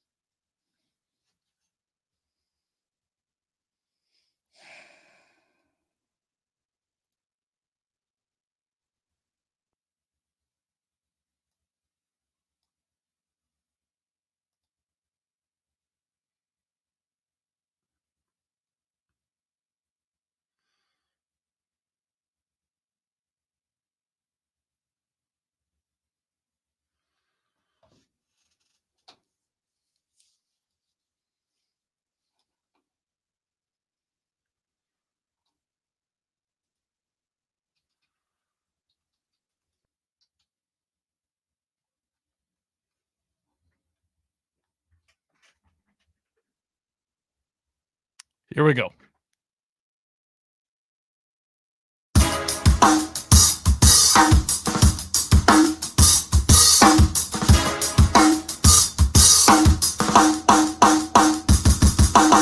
Welcome back to Miller and Moulton, only on the Florida Sports Network.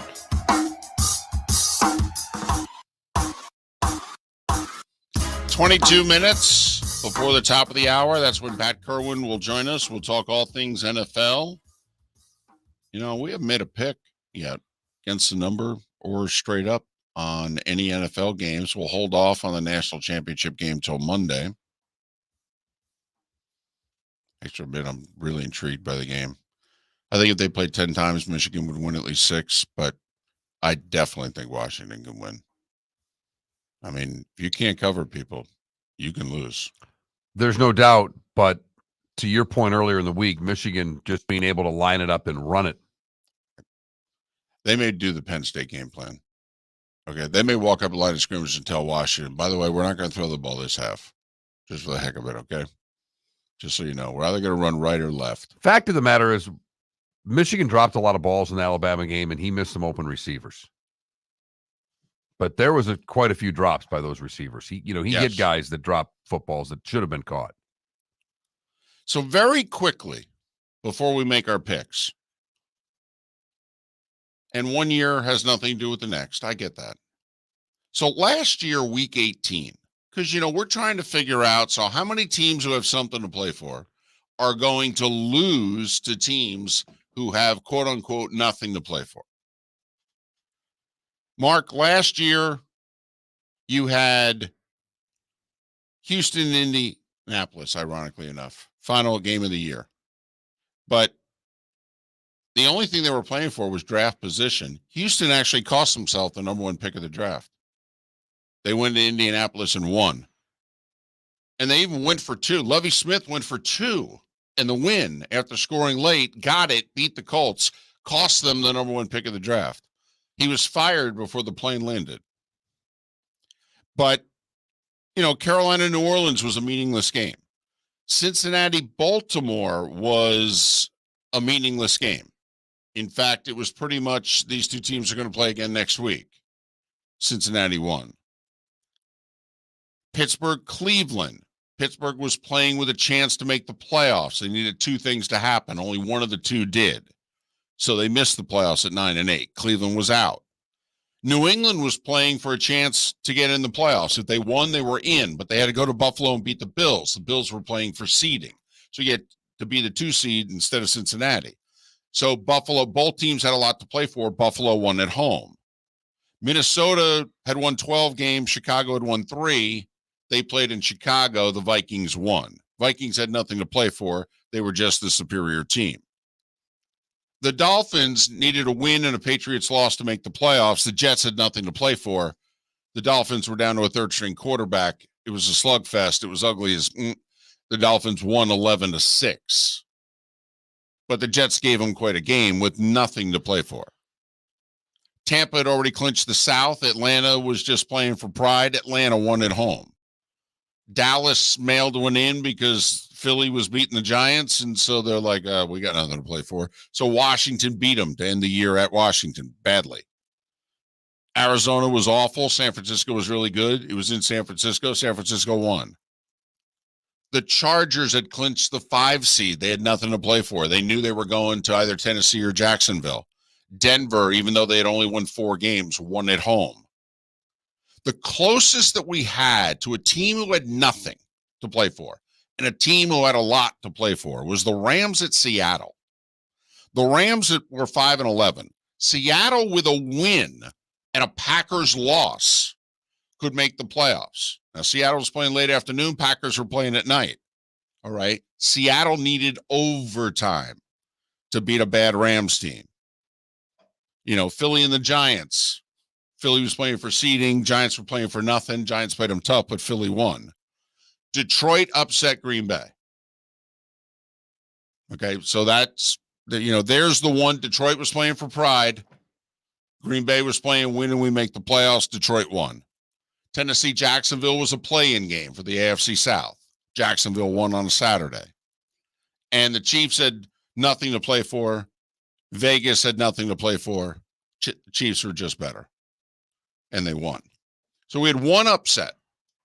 We had Detroit beating Green Bay in Green Bay, and we had the Rams, a bad team, really giving a team who turned out to be a playoff team all they could handle and losing in overtime. Well, on that note, my picks are then lining up with last year, which means these should go incredibly badly for me.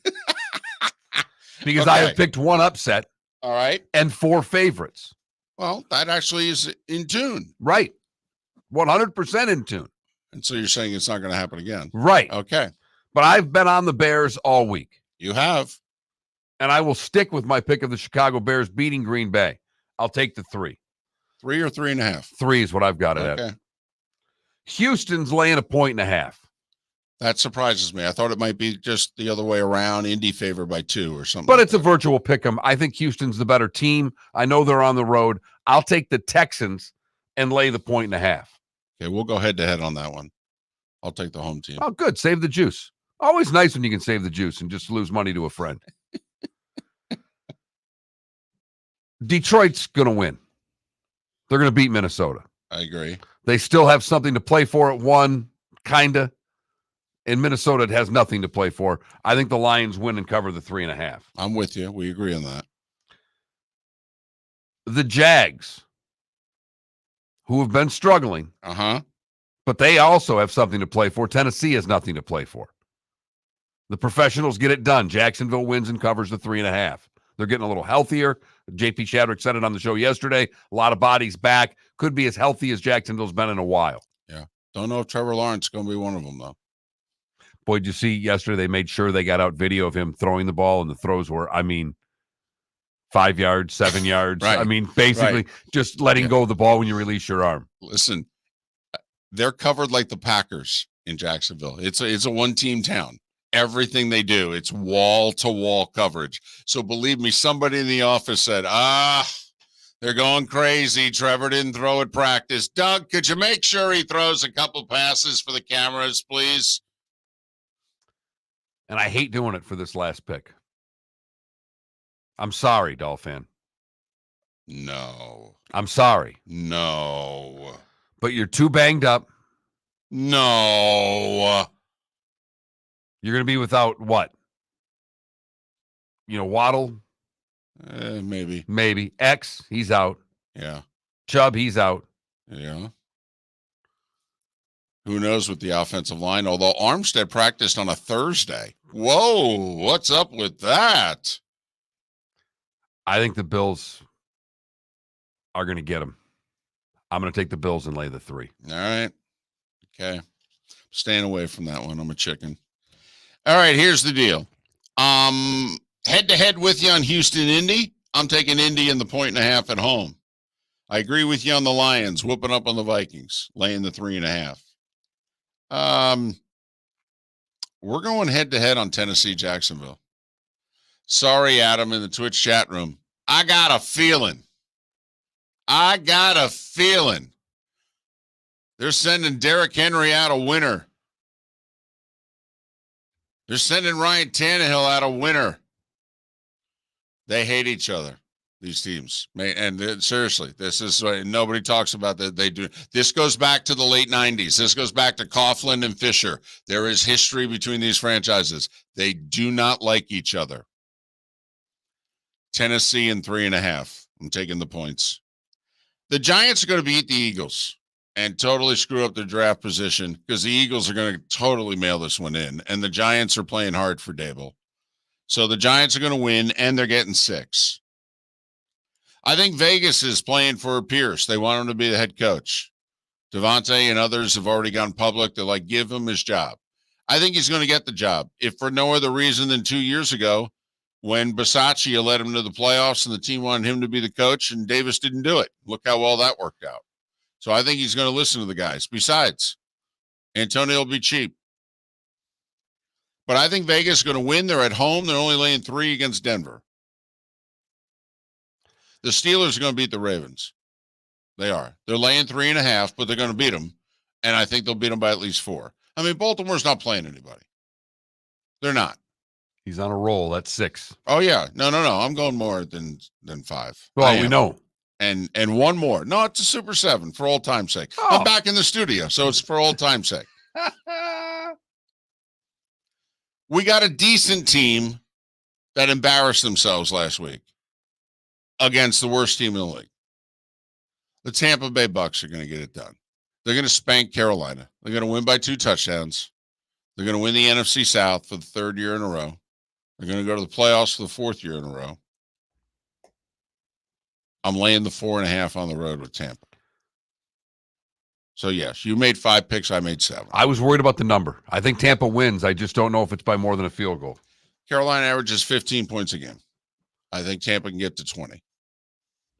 So Carolina hates Tampa too. No, they do. This is and it's something to play for. We can knock them out of the playoffs, the whole pride thing. Yeah, I got it. But they're not playing for the coach, and they're bad. They're just bad. Man, they got 1 wide receiver, no offensive line. The thing that I like about that pick and why I almost had the same pick is that Tampa kind of embarrassed them. Even in the win against Carolina, they played an embarrassing game of football, and they were awful last week. So there you have it. Trent and I wrote them down. Okay, perfect. I'll get them on the website. But we talked about it yesterday a little bit. But what was Carolina's over-under? 7.5 for wins? Yeah. Talk about just missing the mark on that. I know with all these teams, you never go lower than 5.5, right? In Vegas, they don't do that. There's another one, by the way. Steve Wilkes did a really good job as interim head coach last year, had previous NFL head coaching experience. The team wanted Wilkes promoted. I mean, they went into Tampa late in the season and had a lead in the fourth quarter with Sam Darnold. They win that game, they would have won the division. I mean, the Bucs pulled that division out of there, you-know-what, last year. They were trailing New Orleans at home by 2 scores in December, came back and won. That's the reason the Saints didn't win the division. Carolina had a lead on them in the fourth quarter. Brady led a drive, and they beat Carolina. And Wilkes didn't get the job. Look how well that's worked out for Carolina. I don't think they would have been this disaster if they had kept Steve Wilkes. No, and he's going to be on the short list. If not this year, a year from now, because as defense coordinator of the Niners, he's going to get a gig. Right. Yeah. And he should. If you're going to hire a defensive coordinator type of guy for a coach, he's up high on the list of guys that'll be hired. I mean, we all know the Lions offensive coordinator is going to get a gig here soon. But I hope these owners, who cares if he's an offensive or defensive guy? The staff is what's really important. Steve Wilkes isn't calling the offensive plays. No, but who's he going to hire for an offensive coordinator? That's really what the question is. And what are head coaches? They are leaders of men. Hire a leader. Hire somebody who's going to put a good staff together. I mean, look at the staff Nick Sirianni put together. First-time head coach. Look at this staff. Both coordinators got hired after 3 years, and both are doing a really good job in their first year as head coach, too. Obviously, Nick Sirianni's got a future as a coach in this league, even though I think he's about a month away from being fired. Maybe even less. I hope that happens. Can you that sounded harsh, but the media circus with that would be very interesting. It did sound harsh. Yeah, I hope you lose your job. Yeah, it's not what I meant. Not something we root for. That's 2 people who have lost their job a lot. We usually are not. He said that. I'm looking over my shoulder for crying out loud. Like, you look at you. You lost a job yet? I mean, not that you left or what have you, but I mean, in which they said, by the way, don't come back. There's no reason for you to come back tomorrow. One. Okay. I was 16. But yes. Oh no, but not in the business. Not in the okay, yeah, then you haven't lost a job. Yeah, you're not offense. You're not even in the business yet. Right. I mean, just because you lost that job at the mall to an alien, that doesn't count. 10 feet. Poll questions are up. David, how many? 3 coaches have already been let go. How many NFL coaches will get fired this season? 6, 7, or 8? We have half the number of votes on there's a report that there were aliens in a mall in Miami. Do you believe in aliens? That one's getting twice as many votes as the NFL coaches getting fired question. Which Mark predicted. David predicted it as well. I mean, that's how big aliens are. Right. They're dwarfing NFL talk. Well, they were 8 feet tall. It was like Wemby at the mall. Listen, all right, if you're struggling on offense, I mean, Carolina should hire 1 or 2 of these guys for their game against the Bucs for the red zone, if nothing else. Yeah, can you guys just run a fade route for us? Let me show you what a fade route is. You're just going to run to the corner of the end zone and get those big arms up. Should be able to catch anything. And besides, you already come with your own helmet. No? I always envisioned they'd be walking around with like I always envisioned they were walking around with like a racing a racing helmet. Yeah. Okay. Flip the lid up. If Pat Kirwan's listening right now, I don't know if he's going to join us at the top of the hour. If he's not listening, he's next. Mark Miller for Molly Maid. Why Molly Maid, you ask? Trust. Moulton was a customer for 15 years. Affordability. Didn't I just say Moulton was a customer for 15 years? Worry-free services. Our professional house cleaners are fully insured and a 24-hour warranty. Call Molly Maids today at 239-774-5839. That's 239-774-5839 or online at mollymaid.com/FTMYERS. That's mollymaid.com/FTMYERS. The law firm of Michael F. Hornung specializes in criminal defense, DUI, personal injury, nursing home claims, and auto accidents. I'm a former prosecutor with over 34 years of experience. The information I know is information you need to know. If you've been arrested for a DUI, time is of the essence to maintain your driving privileges. Call the law firm of Michael F. Hornung for a free consultation. At the law firm of Michael F. Hornung, we are committed to excellence in your representation. Being a local attorney with local knowledge is clutch to the success of your case. For over 30 years, we have successfully represented the citizens of Southwest Florida. For a free consultation, call 239-437-0095. That's 239-437-0095. Our offices are conveniently located in Fort Myers. Visit online at mfh-law.com. Visit Jason and Todd at the Diamond District. Hey y'all, it's Ben Allen. When it comes to singing and performing live shows, I'm in my comfort zone. When it comes to wanting to surprise my wife with diamonds, I'm a bit lost. That's why I go see my friends Jason and Todd at the Diamond District. Jason and Todd helped me blow my wife away when we got engaged, and I've been applauding them ever since. If you're in the market for diamonds this holiday season, Southwest Florida has been giving Jason and Todd a standing ovation for over 20 years. Go see them and let Jason and Todd know that Ben Allen sent you. Thanks, Ben. We're proud of you and your accomplishments and thrilled that you are part of our Diamond District family. This holiday season, visit Jason and me at the Diamond District. We look forward to shaking your hand and welcoming you to our Diamond District family.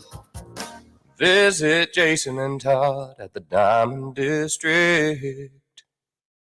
Located on the East Trail, locally owned Naples Tiki Bar and Grill is an outdoor eatery next to the Hitching Post Shopping Center. Island-inspired food with a true tiki theme. The best place in Naples to enjoy the beautiful weather in Southwest Florida. The Naples Tiki Bar and Grill offers a great menu for dine-in or takeout. Enjoy our famous pulled pork, huge burgers, and tiki bar cocktails. Don't miss happy hour every day from 3 to 6 and live music 7 days a week. See you soon at the Naples Tiki Bar and Grill, 11498 Tamiami Trail East. You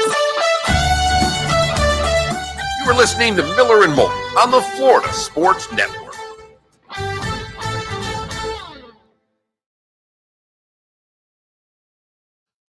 Hi, Pat.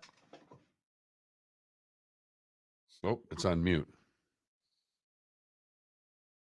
Pat, your mic's muted on your end. I can see the cross through the microphone there.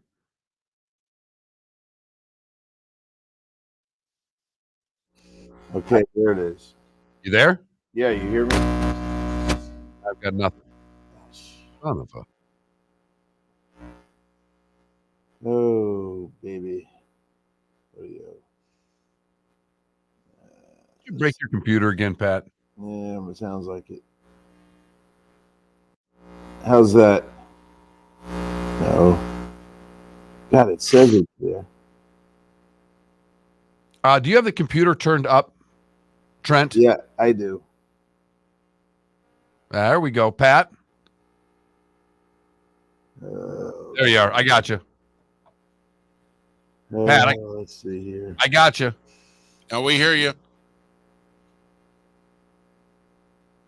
No, you're good. Put your headsets on. You're You good. hear me? Yep. You hear me, you guys? Yeah. Yes. Okay. I don't know what to happen here, but so often. I was at Best Buy yesterday getting my computer cleaned out. Who knows? There's a buzz and a humming though, which is haven't heard before. I had to get something done at the store yesterday. I got to do the same thing, and I keep being lazy about doing it. I might do Yeah, that. well, I had to.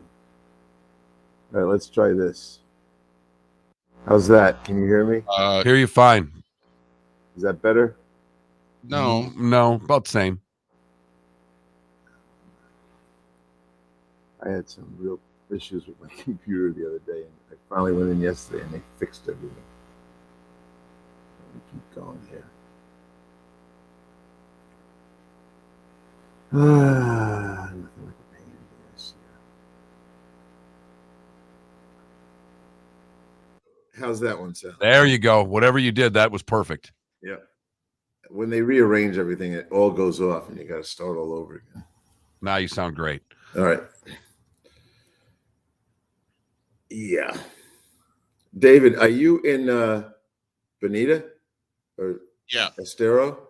Yep. I'm envisioning this is the old studio I used to sit in there with you guys. Yes, it is. Yeah, and there's a different energy from you, David, when you're in that studio. I think it's reeks of sarcasm, negative energy about games. I mean, it was pretty entertaining. I've been on since 7:35, listening to you go crazy about stuff. Well, I think I'm just a little sleep deprived. I got about 4 hours last night. What are you doing down here? I broadcasted a basketball game last night at FGCU. So back to Jacksonville. Did you drive down here? I drove down late Wednesday. Yeah. Did the show, had a couple of appointments, got my cancer screenings all scheduled, and then did the game. I'm flying out of here to Indianapolis because there are direct flights from Southwest Florida. There are not direct flights from Jacksonville. Yeah, I know. I go to Indy for the combine every year, and it's a nice early morning flight straight in. Yeah, Southwest? Yeah, but I can't make the early morning, obviously, because I'm tied up. So I'm flying out around 5.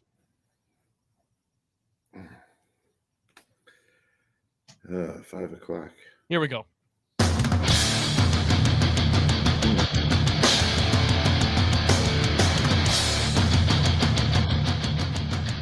You are listening to Miller and Moulton, exclusively on the Florida Sports Network.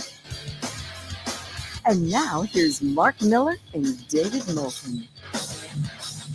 It is the third and final hour of Miller and Moulton, at least along the network. The Diamond District bonus hour is an hour from now. This is the Football Friday. Football Friday. And that means Pat Kirwan at this day and time. He of NFL Radio's Moving the Chain, CBS's NFL Today show. Pat joining us once again, courtesy of Pinchers. Pinchers from Tampa to Key West and all points in between. Pinchers, where you can't fake fresh. You ready for Week 18? Oh, gosh, I'm so ready for Wentz, Howell, Driscoll, Gabbert, Taylor, Mullins, Hundley, Darnold, Heineke. Yeah, I'm so ready. I'm so ready for the playoffs is what I'm ready for. Hold on. Did he just, right before we came on, complain about my sarcasm and my snark this morning? Mark, don't defend him, Mark. Don't defend him. Look it. Snark is it's a high level snark show. You know that, Pat. But I will start. David had a question of the day. We've already had 3 coaches fired. How many more are going to get let go? Well, David and I have had this discussion, I think, on your radio show here. And we put the over, or he put the over under number at 7, and I took the under.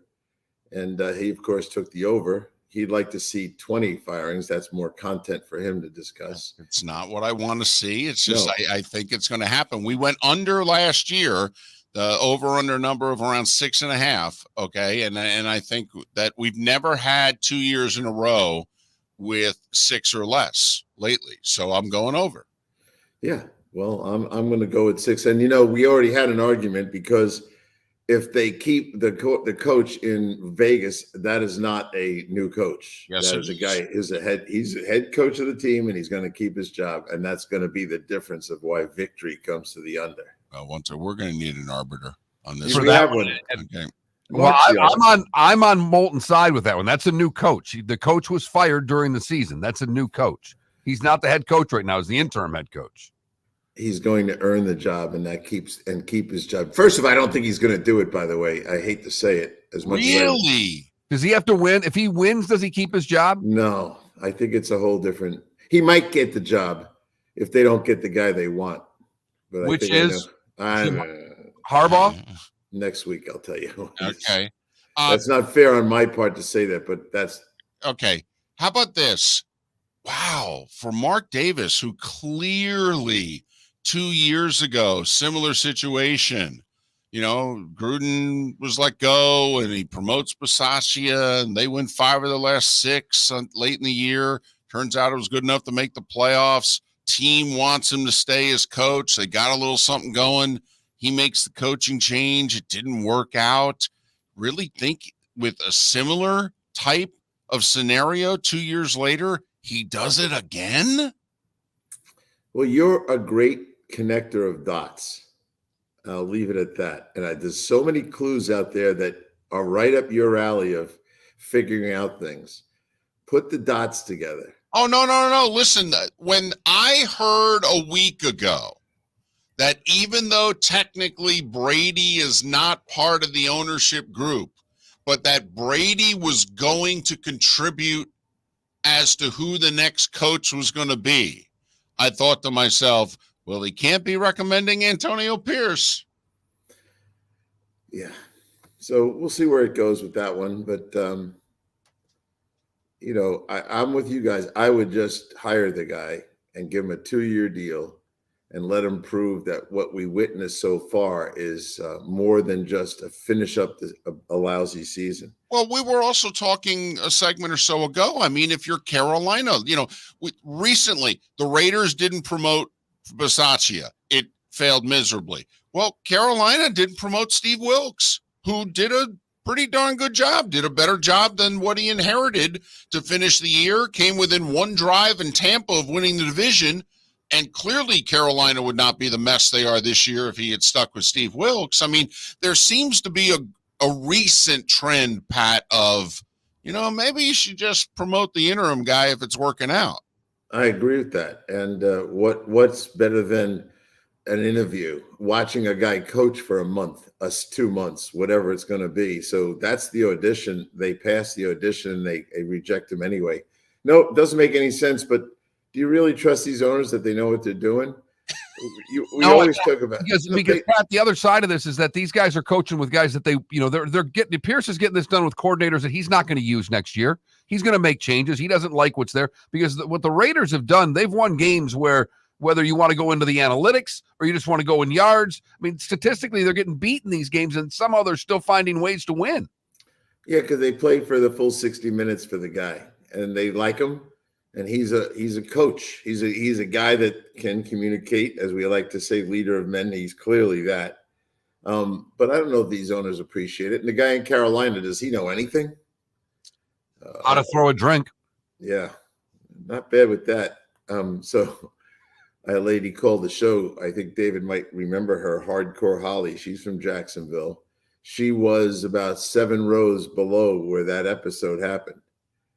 And she was quite hysterical on the air about what she would have done if it happened to her. Well, I will say there were a lot of people that took to Twitter and said they would have shown up with a neck brace, okay, and they would have bandages, and they would have gone to the lawyer. They would have had the Monday press conference. The whole joke: a billionaire throws a drink on you. How much money can you get out of them?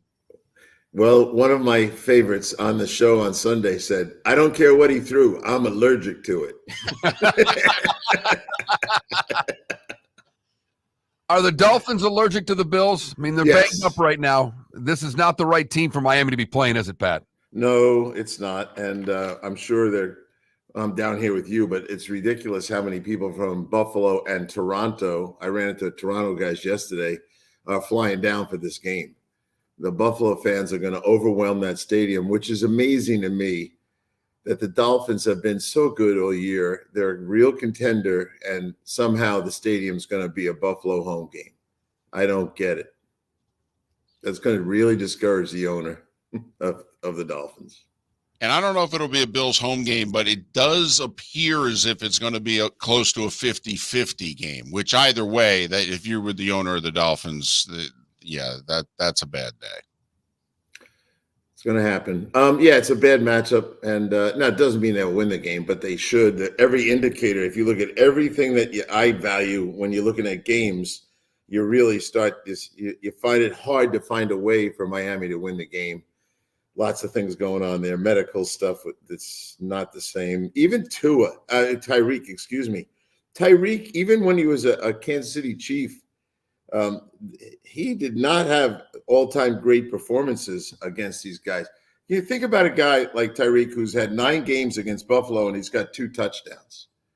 Those guys have figured out how to play him. So, and Sean McDermott does not get enough credit as a defensive guy, and he's very good with secondary play. So, yeah, I like Buffalo, and I do think that the quarterback, Josh Allen, is going to go off in this game. And so far, Miami hasn't proved that they can weather 3 or 4 sacks of their quarterback. They just can't prove that they can survive that. And I think Buffalo will get after him. Will the Ravens play enough guys to beat the Steelers? We know the guys that are going to play hard. This is a legit rivalry. These teams would play each other for free in the parking lot, but Baltimore's not going to play their guys. No, they're not. And, I talked about 2 guys yesterday, Odell and Clowney. Both of them have significant incentives tied into the last week of the season. And Odell's already been announced as not playing. So I would hope he's got, $250,000 for 5 more catches and $500,000 for 2 touchdowns. And they decided to not play him. So I'm assuming that Steve Bisciotti is going to give him the money. But Clowney is going to play, and Clowney has $750,000 tied up into 2 sacks. I think we keep Clowney playing hard, but you won't see a lot of the starters out there. Colts and Texans. David and I disagree on this game. He likes the Colts. I like the Texans because of C.J. Stroud, and they're a little bit healthier right now. How do you see this one, Pat? This is one of the hardest games, and I knew we'd get to it sooner or later. It's really hard in a lot of ways, and Stroud lost last time, and he threw for almost 400 yards. Minshew's a really interesting guy. I'm leaning towards Minshew, but the problem is that you really start studying the run game, and the Colts need to run the ball well to win. That kind of shows up a lot for them. 6-3, I believe, when they rush for at least 100. And now they're playing the 3rd-ranked run defense. And I like the Stroud part on David's part, but I also like their run defense. So I probably would take Houston. Big loss for the Texans there to lose the defensive end Grenard, 12.5 sacks. That's a key guy not to have for this game. I agree with that. So I've gone back and forth on it. It's one of the hardest games to pick that they're playing legitimately with all their guys. I mean, all these other games when they're not playing guys, throw the mess up in the air and see what lands. By the way, think of the what's the word I'm looking for? Pressure, maybe, that both these head coaches and these organizations are going to put on so many coaches next year. I mean, Pat, these are 2 first-year coaches who drafted in the top 4 of the draft, and one of them's going to go to the playoffs, and they may go as the division champ. Yeah, it's very interesting in the South. I think we all thought Jacksonville and they were running away with the division. Yep. But this thing is going to be tight as a drum next year, and a lot of young quarterbacks in it. And I give Minshew an awful lot of credit. How many backup quarterbacks? Now we are going to break the number, by the way, on backup quarterbacks from starters from last year. 64 started at least a game. I think we're going to get to 65 during this weekend. So you think about that. But to go this far with Minshew and not their young quarterback, now he's going to be set back a little bit. There's a guy who needed a lot of experience, and he didn't get it, Richardson. So we'll see. They got to start almost all over again with him. And Minshew has done a hell of a job. And one of these teams wins the division or gets in the playoffs and possibly wins the division. Coach of the year up for grabs in this game, Pat? I'm a voter. I'm voting for Stefanski. He's going to start his 5th quarterback, and multiple injuries, all kinds of issues there. And I'm not a guy who believes in just taking the new guy because he played, D'Amico and those guys. My second choice is Harbaugh. My third choice is Shanahan. And that's the way it is for me. We tend with this award to keep giving it to the new guy on the block, and I'm not doing that. He's Pat Kirwan, NFL Radio's Moving the Chains, CBS's NFL Today show. And Pat joins us twice a week throughout the season, courtesy of Pinchers, from Tampa to Key West and all points in between. Pinchers, where you can't take fresh. Pat will go through the rest of the games with us on the other side. Miller and Moulton. Visit Jason and Todd at the Diamond District. 20 years ago, Jason and I had the idea for a jewelry store like no other, with a vast selection of certified diamonds priced 8 to 12% over cost. A team of individuals who are educated, driven, and believe in cultivating relationships. Today, we have become one of the largest independent jewelry stores in the country. Todd and I love what we do and are in the store nearly every day, along with our GIA gemologists, master jewelers, custom designers, and non-commissioned diamond consultants, all of which we consider family. As direct diamond importers, we travel the world, forging relationships and sourcing diamonds. What we love most about our business is that we can call Southwest Florida our home. If selection, value, and comfort are important to you, give the Diamond District an opportunity. You won't find a better diamond buying experience. Todd and I look forward to shaking your hand and welcoming you to our Diamond District family. At the Diamond District. Hello, friends and family of Southwest Florida. Are you looking to tap into the electric vehicle market? Well, look no further, because we here at Southwest Florida Golf Carts have just what you need. E-bikes, golf carts, LSVs, scooters, and more. Come down and talk with one of our experienced sales reps, have a soda and a smile, and you could be cruising the streets in your new EV today. Stop by the store or visit our website at flgolfcarts.com and enter for a chance to win $100 off your next purchase by answering John's monthly sports question. The law firm of Michael F. Hornung has successfully represented the citizens of Southwest Florida for over 30 years. As a former prosecutor, the information I know is information you need to know. If you've been arrested for a DUI, a criminal matter, or involved in an auto accident, call the law firm of Michael F. Hornung. I'm a local attorney with local knowledge to assist you through the process. For a free consultation, call 239-437-0095. That's 239-437-0095. Offices in Florida. You are listening to Miller and Moulton on the Florida Sports Network.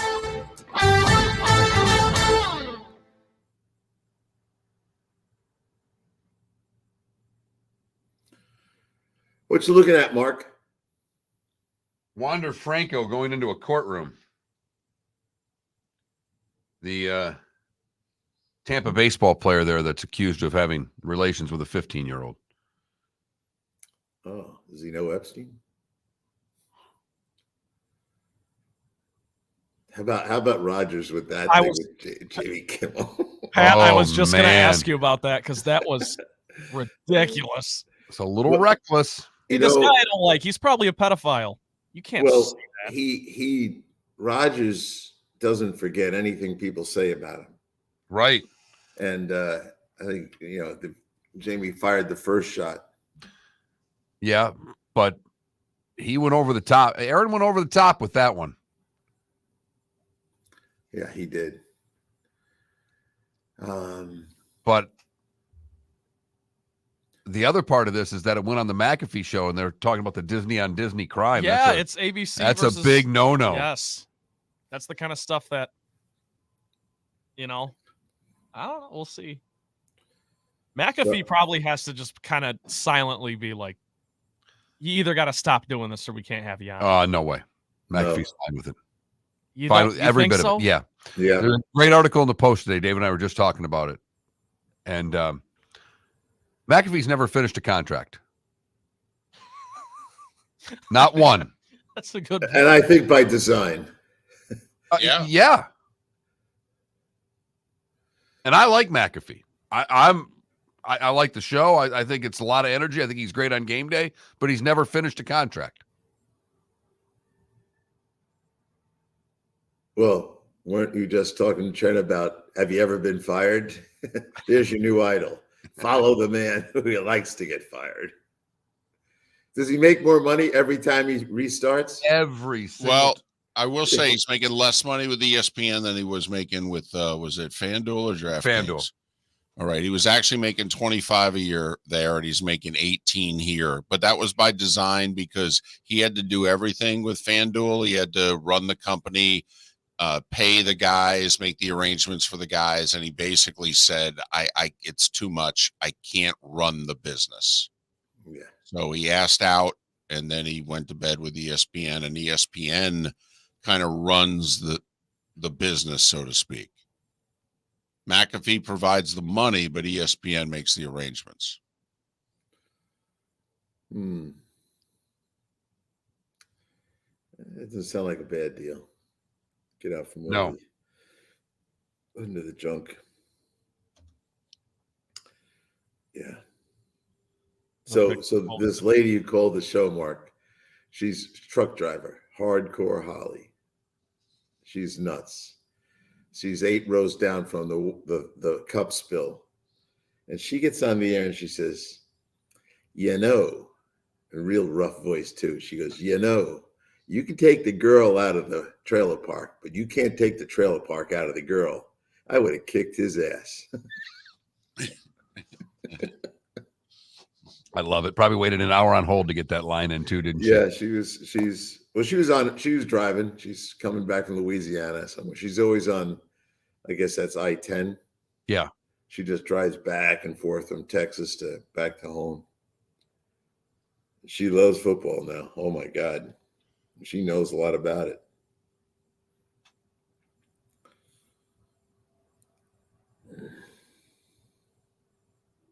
I had the guys, I met the guy who lives on West Bay. His son is the one who invented the neck collar that's helping prevent concussions. It's called Q2. And there's a bunch of players wearing it now. And there's a lot of hockey players wearing it. And he said, and we've sold more to the special services in the military. They're all wearing it when they're out in the battlefields. And he said, we're even getting equestrian girls across. It's going on like crazy. But it's an interesting product to look at. But it's really helping with the concussion stuff, which, you know what? We need, if we want kids to come back and play football and have mommy let them play, they better start inventing this kind of stuff. Q2, I think this website's Q30. Okay. Really, Here we go. Really good stuff. Took them 5 years to invent it.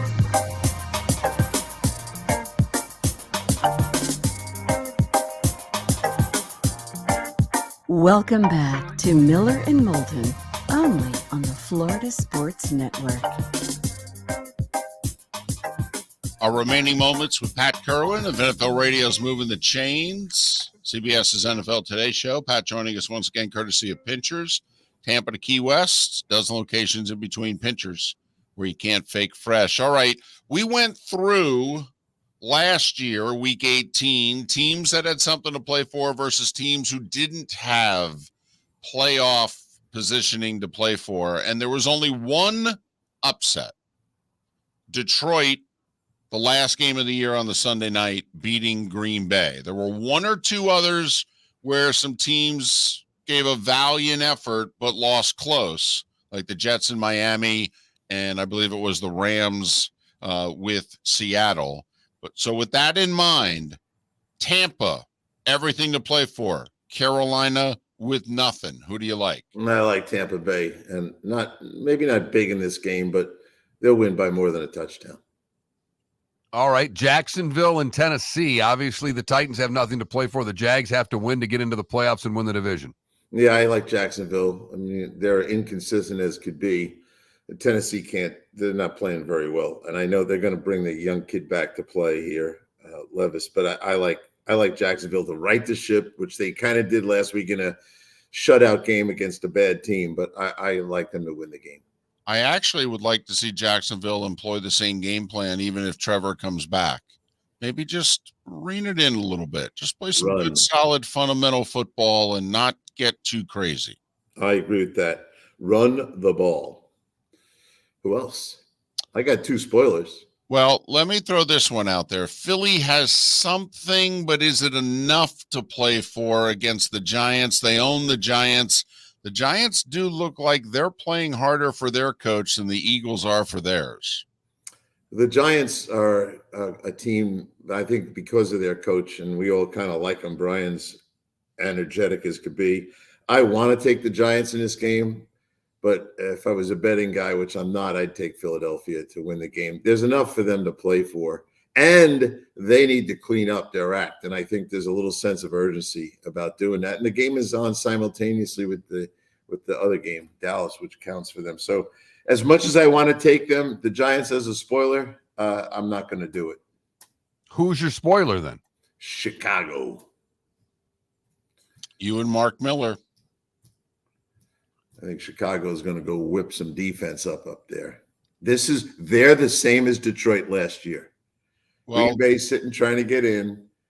They're trying to make a statement for 2024. I think they'll make it. Now, do you feel, we asked this question earlier in the show, let's just say the Bears do exactly what the Lions did. The Lions with the win finish 9-8. The Bears with a win will finish 8-9. Will you go into 2024 feeling the same way or similarly about the Bears next year as you were feeling about the Lions heading into this year? No, not nearly, because they don't have a quarterback situation addressed. This is not going to change my opinion of Justin Fields. Do not put the option on him. Draft a quarterback, and then if in fact Fields plays good enough, trade him before the trade deadline. Something David likes to do. But so you wouldn't trade him in the offseason? Or no, I don't want to put. I think the last thing the Bears want to do, Mark, is put a rookie on the field on opening day. They keep destroying these young guys, and they're not ready. I think the one thing they've learned is let's wait and give them a chance to breathe first. And Fields' value to me would go up during the season if Fields is going to play really hard next year. He doesn't know he's getting traded, but he's thinking, I got to get myself ready to be somebody's quarterback. So I think he'd give you plenty of effort in September, and then when the kid's ready, move Fields out of there and take what you can for him.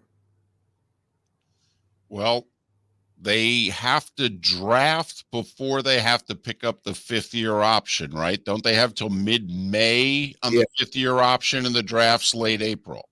Right. So they always arrange things for the convenience of the clubs. They're not going to put the option on them, and they're going to take quarterback with the first pick. That would be my more than guess they're going to do. And it's the right thing to do. And Fields played pretty good last week. They were actually cheering for him in the stadium. So, that's not – I think the second part of the cheer, as I said Tuesday, is but not the option. Go Fields. Yeah, but not the option. So it'll be like that. I thought this game was going to be for the division title. It can only end up being if Tampa Bay loses. Atlanta at New Orleans. I think a coach could get fired after this game. Yeah, I agree with you. I'm taking New Orleans. Would love to take Atlanta. Fan of Coach Smith, but I think New Orleans and Carr, who I never trust, is playing pretty good right now. If you go look at him, efficient as could be, 10 touchdowns, 2 interceptions. He won't run for anything, but Atlanta doesn't really have a quarterback that can stay up with them production-wise. If the Saints win, but Tampa wins, New Orleans could get in the playoffs, but they need the Bears to beat the Packers, and they need Arizona to beat the Seahawks. The Saints are behind both Green Bay and Seattle for a wild card. And does Seattle get it done? Arizona's played hard for this guy, Pat. I mean, they have played really hard, and they're a bad football team. Yeah, they got they create one major problem for Seattle, and that is they run the ball. If you go look at them for the last 4 weeks, they have rushed for almost 698 yards. That's 175 a game. And that's the worst thing Seattle has to deal with. They're not a very good run defense. But Pete and the boys, and this is why Kyler Murray doesn't scare them. They've seen him now, 7 or 8 times. The last 3 times Seattle's played Kyler, they sacked him 1 every 8 pass plays. So they know how to play Kyler. Seattle will win. It won't be pretty because they're not very good right now against the run. And James Conner is going to be a problem. Couple minutes left. Does Washington give Dallas any game? No, nothing. Yeah, it's a bad situation. Ron Rivera. Don't know if he'll get another job either, which is a shame. I don't know that Ron wants another job. It's interesting. He's been through a lot personally. Yeah, he's battling cancer and all that stuff, and he's been a head coach twice. He's got stuck with new owners twice. Yep. I think Ron's going to go home and take it easy. He's earned it. Denver at the Raiders. I like the Raiders in this game. I heard you before talking about play for the coach. They are. I think that Sean Payton might have hurt himself a little bit by screaming in Russell's face on the sideline. I think players look at that stuff and go, that could have been me. And Denver's not very good right now. And I just think the emotional factor of the Raiders is going to lend me to take the Raiders in this one. Finally, of intriguing game, Jets at Patriots. Could be Belichick's finale in New England. Jets haven't beaten the Patriots in over 8 years. Yeah, make it 9.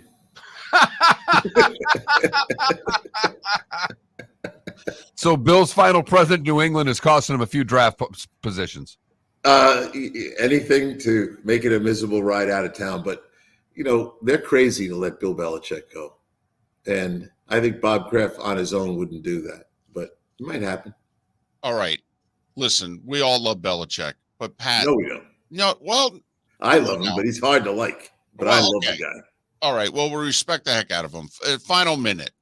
Pat, his record drafting in the last 10 years is not good. I mean, can't you legitimately own the team? Look at him and go, Bill, you can coach till you die, but you can't draft the guys anymore. You haven't done a good job. I think people want to say that to him, but I don't think any of them have the guts to say it to him. Because he's just going to look at you and frown.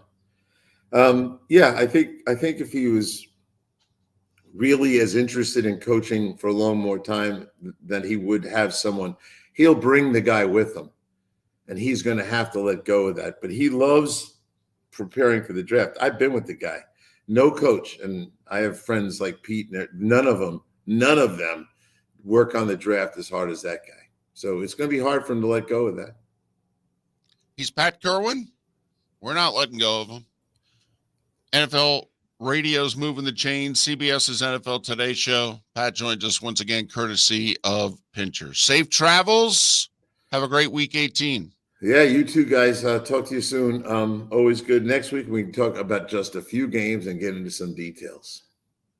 Hey, let me tell you about the Senior Bowl. They're going up to 130 guys. Locally owned Naples Tiki Bar and Grill is an outdoor eatery next to the Hitching Post Shopping Center. Island-inspired food with a true tiki theme. The best place in Naples to enjoy the beautiful weather in Southwest Florida. The Naples Tiki Bar and Grill offers a great menu for dine-in or takeout. Enjoy our famous pulled pork, huge burgers, and tiki bar cocktails. Don't miss happy hour every day from 3 to 6 and live music 7 days a week. See you soon at the Naples Tiki Bar and Grill, 11498 Tamiami Trail East. The law firm of Michael F. Hornung specializes in criminal defense, DUI, personal injury, nursing home claims, and auto accidents. I'm a former prosecutor with over 34 years of experience. The information I know is information you need to know. If you've been arrested for a DUI, time is of the essence to maintain your driving privileges. Call the law firm of Michael F. Hornung for a free consultation. At the law firm of Michael F. Hornung, we are committed to excellence in your representation. Being a local attorney with local knowledge is clutch to the success of your case. For over 30 years, we have successfully represented the citizens of Southwest Florida. For a free consultation, call 239-437-0095. That's 239-437-0095. Our offices are conveniently located in Fort Myers. Visit online at mfh-law.com. Hello, friends and family of Southwest Florida. Are you looking to tap into the electric vehicle market? Well, look no further, because we here at Southwest Florida Golf Carts have just what you need. E-bikes, golf carts, LSVs, scooters, and more. Come down and talk with one of our experienced sales reps, have a soda and a smile, and you could be cruising the streets in your new EV today. Stop by the store or visit our website at flgolfcarts.com and enter for a chance to win $100 off your next purchase by answering John's monthly sports question. You were listening to Miller and Moulton on the Florida Sports Network.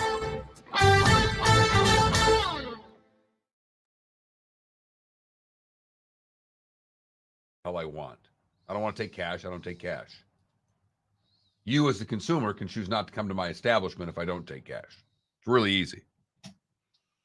I will say one of my favorite places doesn't take cash anymore. Wally's Deli. They've been cashless for a while.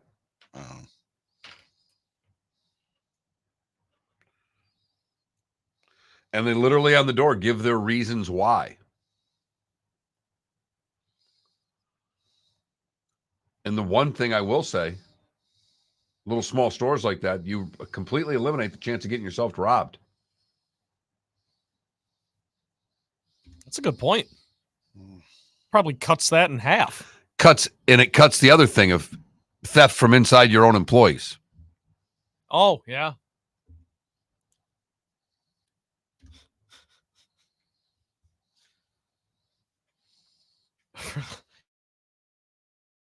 When I post the podcast, I'm going to clip that so it's a little cleaner when Pat left. That was pretty funny. No. It was on time, but I'm just going to, cut like 2 seconds off that. Hey, let me tell you about the Senior Bowl No. commercial. Got to leave David's no in. That's the best part. That's my favorite part. So Franco's out on bail from what I'm reading here. Zach Blobner works on DAE. I must follow him, or DAE reposted it, but he's like Wander Franco's transferred to the courtroom, blah, blah, blah, the whole thing. It's essentially $300,000 bail for Franco. Also random, his middle name is Samuel.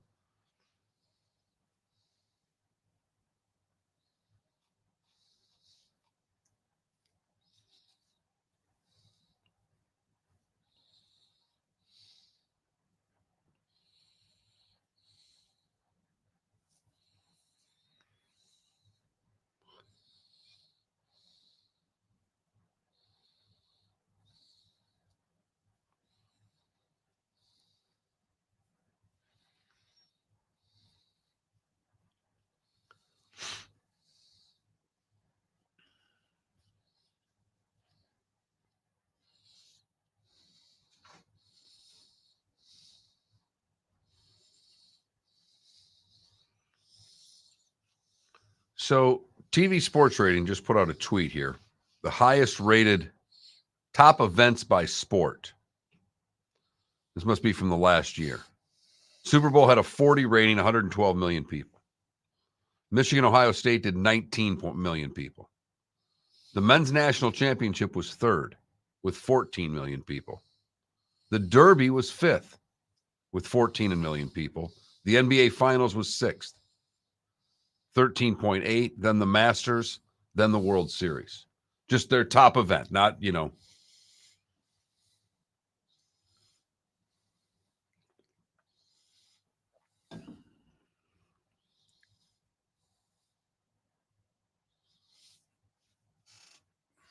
Women's National Championship did more viewers than the Daytona 500. That's the Kim Mulkey effect. Well, no, it's the Caitlin Clark, Angel Reese. Angel Reese, that circus that was. Yeah. Because she'll be back this year, and the numbers will, if she plays in the finals, the number will be just as big. It ain't Reese. No, it's the white girl from Iowa. It's 0% Reese.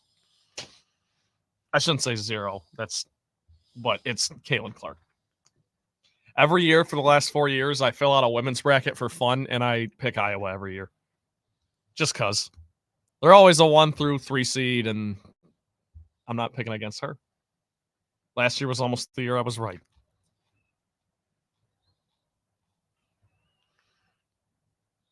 Now, when you do the 50 most watched, they're all NFL. Well, wait. So what was the other list? That's just their... It was the list of top events by sport. So of every sport, what was the most watched event? Like I got obviously in horse racing, but the Kentucky Derby with 14.44 million people was fourth. Okay. More people watched the Derby than watched the NBA Finals best game. Here we go. Than watched the.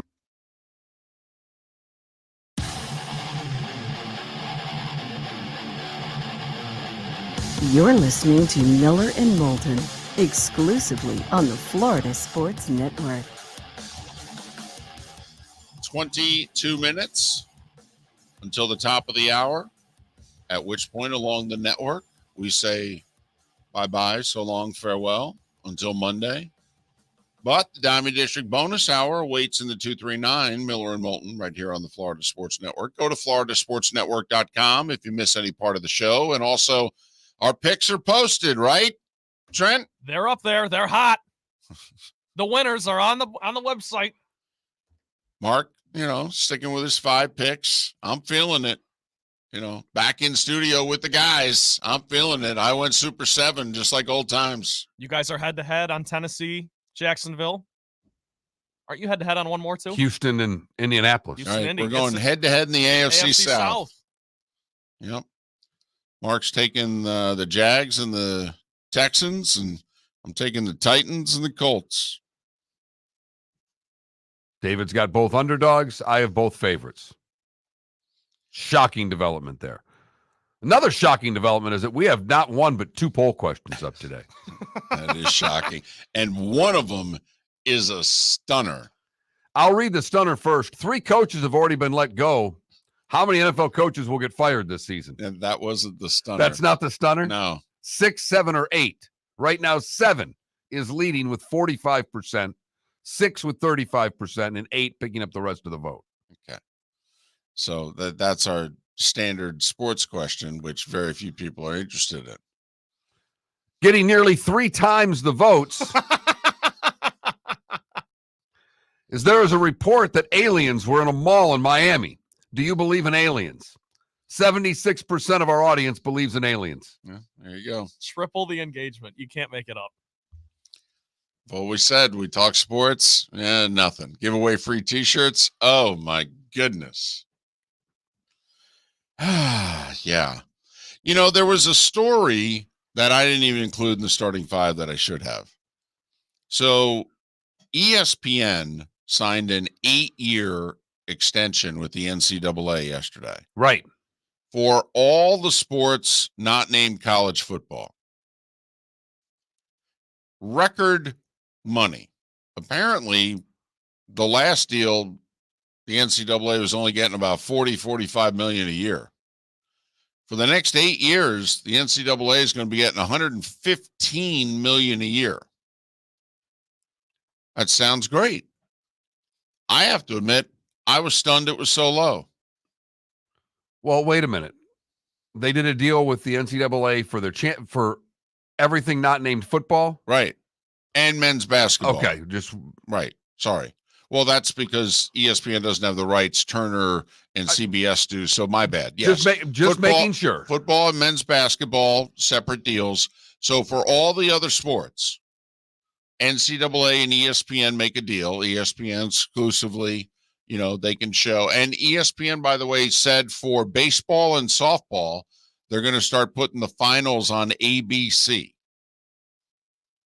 You got to go back 30 years, maybe even more than that. I mean, way back, I think it was 80s, maybe into early 90s. CBS used to air the championship game of the College World Series. The famous LSU walk-off homer to win the title against Miami happened on CBS. Don't ask me what year it was. I think it was mid to late 80s, but the CBS would air the title game. ESPN would air everything leading up to it. CBS had the title game. So baseball and softball, college baseball and softball, are doing well enough that ESPN said to the NCAA, we'll even put those finals, which I find interesting enough because they're best 2 of 3. So they're going to put all 3 games for softball and baseball on ABC?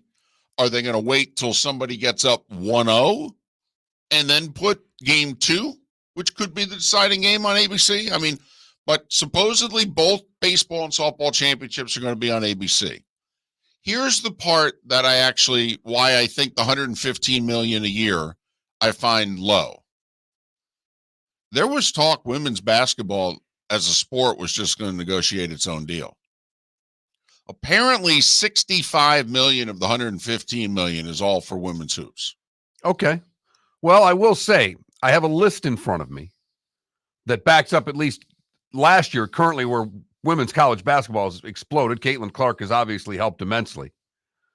But I have the top events from sportsmediawatch.com, the top events by sport of what was watched. And obviously the Super Bowl was the most watched, and that literally dwarfs everything else. You just take it and you throw it out. The most watched college football was next, The Michigan-Ohio State game. The men's national championship was third. The Kentucky Derby was fourth. But the women's national championship game, with 9.92 million people watching LSU and Iowa, had more people watch it than the Daytona 500, than the Women's World Cup. It did 3 times what the best hockey game of the year did, and was not far off by about 1.5 million people of Rangers Diamondbacks Game 5, which was the highest rated World Series game, highest rated baseball game of the year.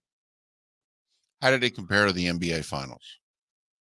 The NBA Finals, the most watched game was Heat Nuggets Game 5, which did 13 million people. And the Women's National Championship did just a shade under 10. Now, I do believe the title game was on ABC, right? The women's national. I believe it was not an ESPN game. It was actually ABC and ESPN2 for what it's worth. Okay. And it was during the day. Right. I think it was on a weekend. Was it on a Sunday? I believe so. It was at like 2:00 or something. And in the past, they had always done it where the championship game was a Tuesday night. They would play the semis on a Sunday night, and then they would play the title game on a Tuesday night. And all 3 games would be on ESPN.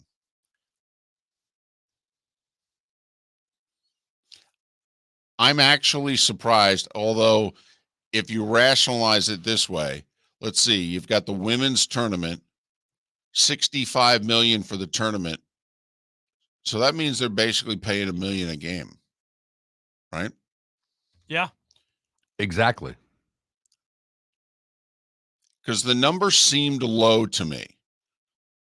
But if you think about it that way, every women's NCAA tournament game they're paying $1 million for. Huh. Okay. I think the NCAA is doing just fine. I think the number, because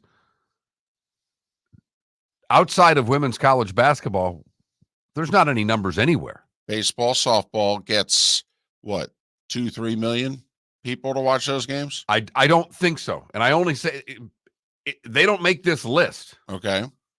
Now, they may have just omitted some sports here on this list. Right. And that college baseball or women's college softball didn't make the list. But they don't, they've got the WNBA finals doing 900,000 people on the list. They don't have college baseball on the list. Well, I know the final best of 3 for softball and baseball did better in the WNBA finals. I know there's 2 commas involved. Now, the first digit may not be a 2. It may be, a 1, but I'm willing to bet a large amount of money that it's, like 1-7, 1-5, something like that. But okay. I thought this was an opportunity. Remember, and it didn't turn out to be a good business deal, but remember when Fox got in the golf business, in which they just bid 30-40 million more per year than NBC was willing to bid for the US Open. Now, there was no way Fox was going to make that money back, but they wanted to get their hands on programming they otherwise could not get their hands on. I thought the NCAA championships would be an opportunity for somebody. That's a great, ESPN's bidding 3 times the amount that they normally bid. I'm guessing this was an exclusive negotiating window, because you would think, whether it's a streaming service, whether it's NBC with USA and Peacock, whether it's Fox with FS1, FS2, you get your hands on the NCAA championships, which nobody's had their hands on for 2 generations. That had overpay written all over it. I think your initial thought's right, that was probably an exclusive window. The women's basketball tournament alone, I think, would have been an opportunity for somebody to go nuts. ESPN's like, we'll pay $1 million a game, and I could see some other network go, we'll go $1.5 million. We'll go 90 to 100 million for the women's tournament. Kind of like what Fox did with USGA golf. So this has to be an exclusive period, because I think somebody would have overbid to pull it away from ESPN. So there you go. A little sports business, TV ratings, news that's taken place here in the last day or so. If you're at the WNBA, by the way, you're going to have to change your rules for Caitlin Clark. What, salary cap? Yeah, I mean, she can only make about $200,000. Well, she'll stay at Iowa for another year, my guess is, because she can. She'll also make a ton of money in endorsements, so I don't know if they can really. Do the endorsements do they come with her at the level at the WNBA that they're with her now at Iowa? That's the question to me. I legitimately think we're in Magic Bird territory with her. She could change and put the WNBA on the map. And it's obviously it's never going to be at the level of the NBA or anything. No. I know we know what you're saying. She is that good, and in my lifetime, at least last 25 years, there has not been a player like that. Well, not one. It's true. I mean, there are very few female athletes that move the needle like this. That men are like, we got to watch this. Because you just said, Mark. I mean, the Women's World Cup, they were phenomenal for the last 2 decades. Megan Rapinoe, you think of all these athletes that could potentially. They're not even close viewership wise, right? No.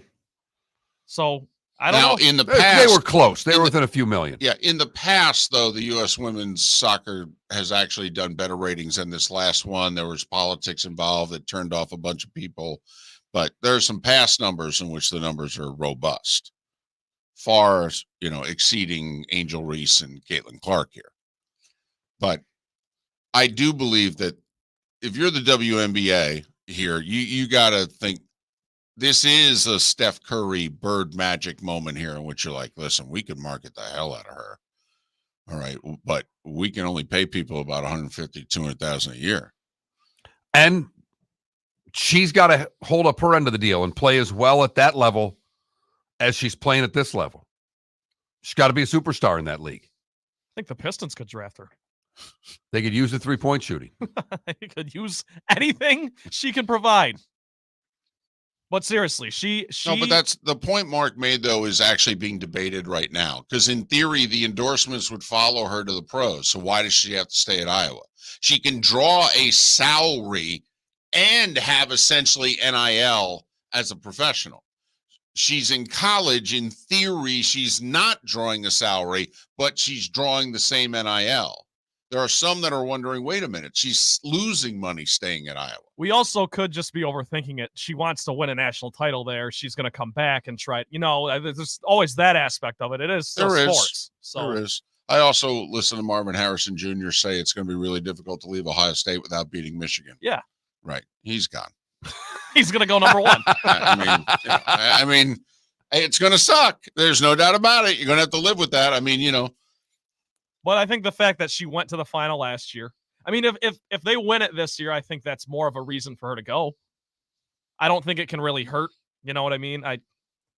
It'll be interesting. I do think she's going to get the money regardless. That's what I think. Initially.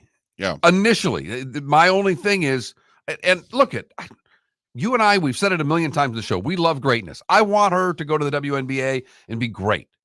There are no guarantees when you go from college to pros in any sport that you're going to have the same level of success. We're debating with quarterbacks going to the draft of whether Caleb Williams or Drake May can be stars. We see it every year. WNBA's got the best players in the world. She has that play style, though, where I don't know if it doesn't. But the other thing is that we seem to be more interested in a female athlete as a collegiate than we do as a professional. WNBA, 25 years, you could argue outside of the LPGA Tour, it's the most successful women's professional league ever. And yet most men in this country are allergic to it. Okay. So but they have started watching the NCAA women's basketball tournament, obviously. Will they start to watch the WNBA because of her? That was your Bird Magic reference. Yep. That people started watching the NBA who hated, oh my God, the stigma of the NBA, product. Bird Magic? Right. Remember, the NBA was on tape delay for its finals before Bird Magic showed up. Right. And for the first couple of years of Bird Magic. Right. Which is just insane to me. I can't even imagine. Larry Bird's first national NBA title aired 11:30 p.m. Eastern. They celebrated about 10 to 2 in the morning in Houston, beating the Rockets in 6. Yep. So we shall see. Miller and Moulton. A pretty good week. Not all bad. Oh, You know why? It was a 4-day week. make a dadgum good point. Diamond District bonus hours next. Mark Miller for Molly Maid. Why Molly Maid, you ask? Trust. Moulton was a customer for 15 years. Affordability. Didn't I just say Moulton was a customer for 15 years? Worry-free services. Our professional house cleaners are fully insured and a 24-hour warranty. Call Molly Maids today at 239-774-5839. That's 239-774-5839 or online at mollymaid.com/FTMYERS. That's mollymaid.com/FTMYERS. Located on the East Trail, locally owned Naples Tiki Bar and Grill is an outdoor eatery next to the Hitching Post Shopping Center. Island-inspired food with a true tiki theme. The best place in Naples to enjoy the beautiful weather in Southwest Florida. The Naples Tiki Bar and Grill offers a great menu for dine-in or takeout. Enjoy our famous pulled pork, huge burgers, and tiki bar cocktails. Don't miss happy hour every day from 3 to 6 and live music 7 days a week. See you soon at the Naples Tiki Bar and Grill, 11498 Tamiami Trail East. The law firm of Michael F. Hornung specializes in criminal defense, DUI, personal injury, nursing home claims, and auto accidents. I'm a former prosecutor with over 34 years of experience. The information I know is information you need to know. If you've been arrested for a DUI, time is of the essence to maintain your driving privileges. Call the law firm of Michael F. Hornung for a free consultation. At the law firm of Michael F. Hornung, we are committed to excellence in your representation. Being a local attorney with local knowledge is clutch to the success of your case. For over 30 years, we have successfully represented the citizens of Southwest Florida. For a free consultation, call 239-437-0095. That's 239-437-0095. Our offices are conveniently located in Fort Myers. Visit online at mfh-law.com. Visit Jason and Todd at the Diamond District. When choosing something of high value and personal significance, such as a diamond, you want to shop with the best. And the mall is not the place to be. Here are my friends, Jason and Todd with the Diamond District. Take a stroll in the mall, pop into a few joy stores, and you'll soon discover you're in the wrong place. Rings begin to look all alike. You're not finding GIA certified diamonds. You quickly realize you know more than a salesperson helping you, and all the same financing gets pushed on you. Visit Jason and me, and you'll find America's top bridal designers dealing exclusively with the Diamond District. You'll find the largest selection of GIA certified diamonds, all priced 8 to 10% over cost. You'll find educated sales consultants who have many years' experience and are not paid commissions. And you'll find Todd and me in the store nearly every day, wanting to shake your hand and welcome you to our Diamond District family. Visit Jason and Todd at the Diamond District. You were listening to Miller and Moulton on the Florida Sports Network.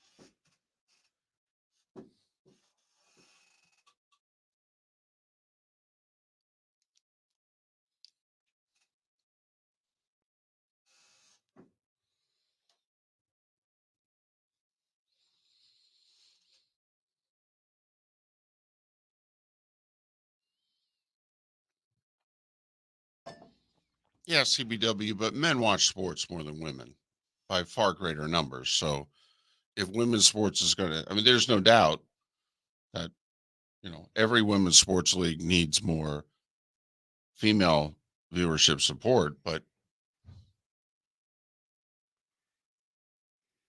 I mean, they'd really like to cross over and get the men to watch.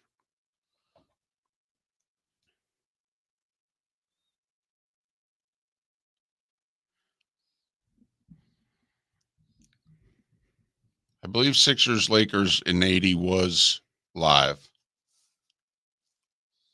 I believe. Because of the Lakers. But Boston, Houston wasn't.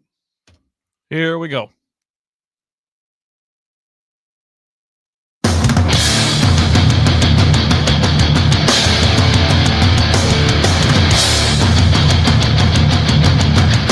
You are listening to Miller and Moulton, exclusively on the Florida Sports Network. And now here's Mark Miller and David Moulton. It is the Diamond District bonus hour, our final hour of the week. Thanks so much for being with us. Miller and Moulton, you missed any of the earlier part of the show along the Florida Sports Network, go to floridasportsnetwork.com, download our lengthy interview with Pat Kirwan. Also, we made our picks. We did that during the around 7:35. We made our picks. You made 5, I made 7, and we're going head to head on 2 of them. Also, our picks are posted at floridasportsnetwork.com. We don't duck anything. Okay. When we're pretty good, it's there for all to see. And when we're awful, it's there for all to see. Been pretty consistent with that. Yeah. Well, we demanded of Lee Sterling. The least we can do is demand it of ourselves. Exactly. So we got a few things going on locally that we need to touch upon. Chris Sale, who lives in Southwest Florida, who went to FGCU, and now he's going to be with his third team, traded to the Braves. They reworked his contract yesterday. Instead of him entering the final year of his deal with an option year that wasn't guaranteed, he's now got 2 guaranteed years. Instead of $27.5 million for this year with no future guarantees, he's going to get $38 million over the next 2 years. 16 for this year, 22 for 2025. Chris, I believe, is 35. And the Braves hold, I think, an $18 million option for 2026. The Braves hold it, though. It's not a mutual. Chris says no, it's the Braves' decision, and there's no buyout. It's either $18 million or zip. So Atlanta's counting on him for 2 years, and they believe he's finally healthy. And you know what? We got a Phillies problem in the playoffs, and we've had a starting pitching problem the last couple of years in the playoffs. We have not been able to keep our guys healthy. We got a lineup, but we can't keep our pitchers healthy. So they went out and got Sale, and I think they got him for 2 teams, the Phillies and the Dodgers. They're looking at Schwarber and Harper with Philadelphia, and they're looking at Muncy, Ohtani, and Freeman with the Dodgers. And they're like, you know what? Wouldn't mind throwing the 3-quarter throwing lefty out there against those lefty hitters maybe twice in a 5 or 7 game series and see how they handle that. Just if you'd like to make a guess, entering this year, Chris Sale's played 14 seasons. Career earnings for one Chris Sale. Ooh. The former FGCU standout, obviously White Sox, Red Sox, now going to the Braves. But heading into this year. So not counting the $38 million he just signed. Right. Well, I know he got the 5-year deal for like $135 or something like that, but he only did the first 4 years of it. 170. Now that's a little high. He's actually only made $137 million, but he's got 17 this year and 22 next year guaranteed. So that'll get him to about $175. Right. And if he can get the option picked up, it'll be close to 200. Not bad for a walk-on from Lakeland, huh? Right. Wow. That's pretty good. Yeah. Skinny guy. Nobody wanted to offer scholarship to except Toe at FGCU. I actually think Toe did offer him a scholarship at the end, but I think FGCU was the only one. And I think at the time they were still D2. They were about to become a D1 program. I think when he was a senior in high school, FGCU was in their final year D2 when Toe offered him a scholarship. Yeah. But was men's baseball the sport that they had the shortest? Right. They did the 2-year. Right. Well, let's see. It was women's hoop. No, it wasn't women's hoop. They had to sit out 4. It was either the women's sport was either volleyball. It was volleyball. It was volleyball. It was volleyball, and I do think the men's sport was baseball. Yeah. And they should have made it year 3. Should have got an at-large. Chris's final year. There's a few people associated with FGCU baseball that think the reason they didn't get the at-large was the big boys did not want to see Chris Sale in the first game of a series because they probably would have been put in the same region as the Canes. And if you're the Canes, congratulations, you're the 1 seed. Here's Chris Sale on the bump. I would love to see Toe, Coach Tillett, the men's baseball coach at FGCU, get a little NIL money and see what he could do there. I know everybody lives for the basketball and it's the biggest team, and I get all of that. I just think baseball could be such a big deal. Well, here's the funny thing, and FGCU is going to get a new athletic director, and they could change the way that they have done things over the last, well, since their existence, really. But one of the things when you're running an athletic department is the money communal? Or, Mark, if you're coaching softball and you can bring in the money, do you get to keep the money for softball? Now, FGCU's needed every dollar, so they, at least their former athletic director, Ken Cavanaugh, he was kind of like, no, you got to throw the money in the pot. Well, I mean, you know how many FGCU baseball players are made the major leagues?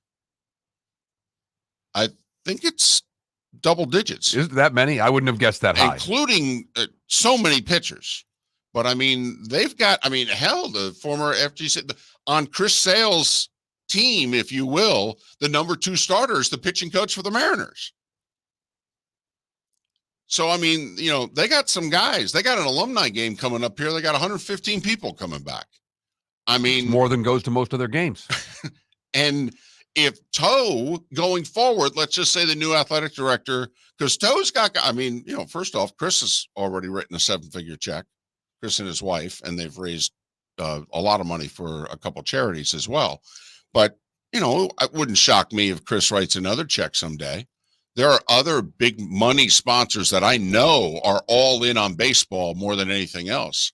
And if the word gets out that baseball gets to keep the money, Mark, you wait to see some of the checks that I think they could bring in. I just wonder. It's like the one sport to me. And I started this, my son went to school at East Carolina. They've got a great baseball program. They got a great baseball stadium, and they've got a great following.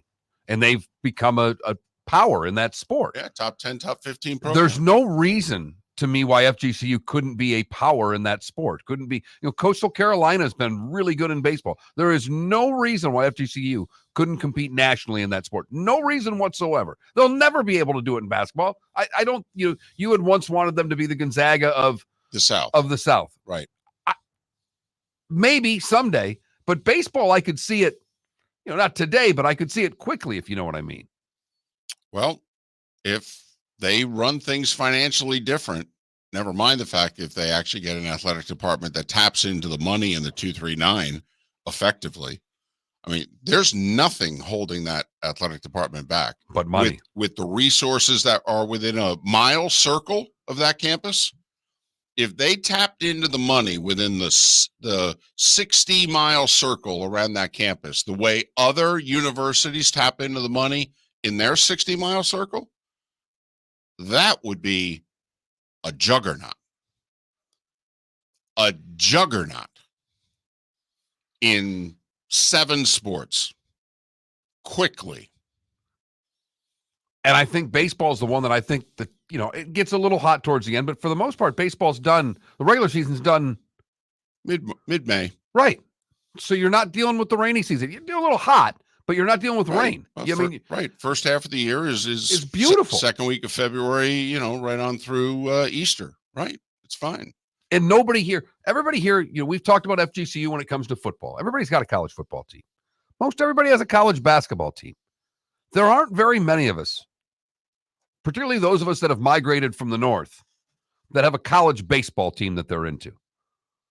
Speaking of college basketball, man, I used to look down to my right when I broadcast the games courtside, and you did it courtside for a year as well. And at the end of the scores table, right in front of the visitor's bench, is where the visiting radio sets up. And I noticed over the years that visiting radio had technical issues. There were problems. Well, I had never broadcast a game from that position before. And I figured that those problems were taken care of. Guess what? They weren't taken care of. No? No. What happened? Well, I did 2 sections of the game on my cell phone. Did the start of the game, did the pregame show, and the first 5 minutes of the game on my cell phone. Then we ran a cable from the truck outside that was broadcasting the ESPN Plus broadcast. And there's this cable running along the floor, and people kept looking, going, what's this cable? And they kept pulling me off the air. So that happened 3 times. And then finally in the post-game show, we got pulled off the air again. So I finished the broadcast on my cell phone. Yeah. It's 2024. Not at FGCU. It's not. Not at That's embarrassing. Not at Alico No, Arena. no, that's embarrassing. No. I'm going straight to the conference commissioner. Well, he loves you. No, it's a different one. They got a new guy. He's never heard from me before. All right. Tell you what, I'm going to ask Jacksonville. Do you want to go to the conference commissioner or do you want me? But in all seriousness, the university spent money on me, 2 nights hotel. They paid me for the broadcast. I mean, they won the game on the radio. I mean, they're only asking for a work in either phone line or internet line. I don't think. Apparently FAU had major problems Saturday. Ken LaVicka broadcasting the game back. Got a top 10 team in the country having trouble getting on the air. This is minor league hockey, for crying out loud, in Huntington, West Virginia in the late 90s. This shouldn't happen. If anybody's listening to FGCU, come on, man. I mean, figure it out. Working internet, working phone lines, something. The visiting team should be able to show up, set up their equipment, and broadcast a damn game. Not asking that much. No, it really isn't.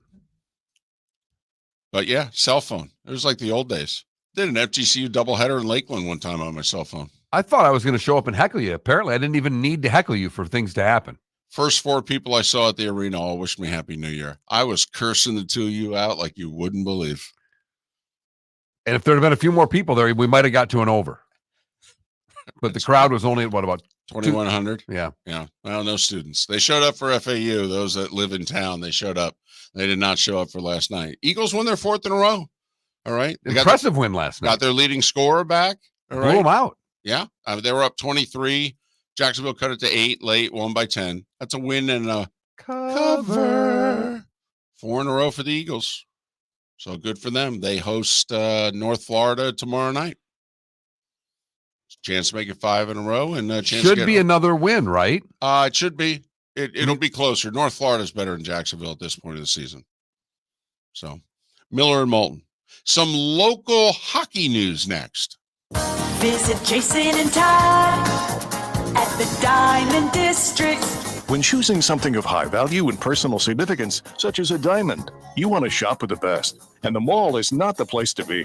Here are my friends, Jason and Todd with the Diamond District. Take a stroll in the mall, pop into a few joy stores, and you'll soon discover you're in the wrong place. Rings begin to look all alike. You're not finding GIA certified diamonds.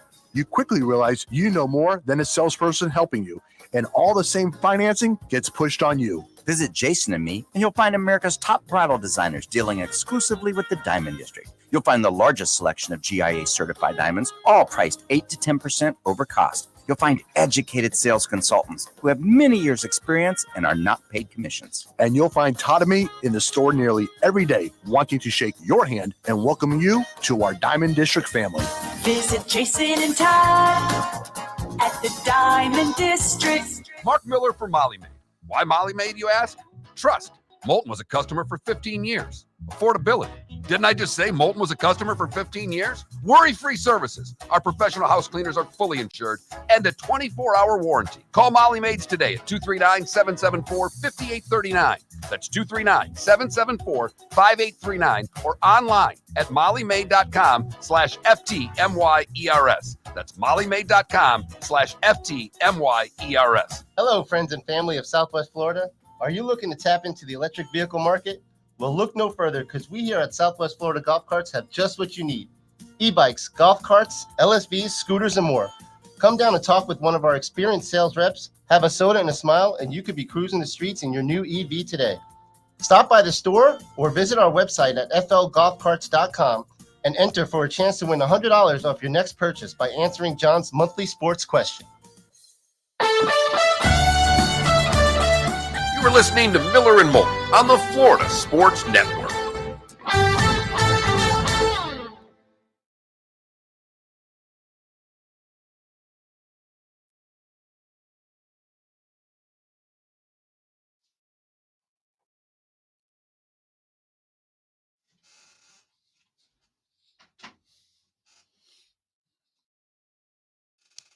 Oh, wow. Now, E.B. Hill, I will say this. I think it is worthy of popping champagne if all three win their divisions. Not just make the playoffs, but that would mean they all win Sunday.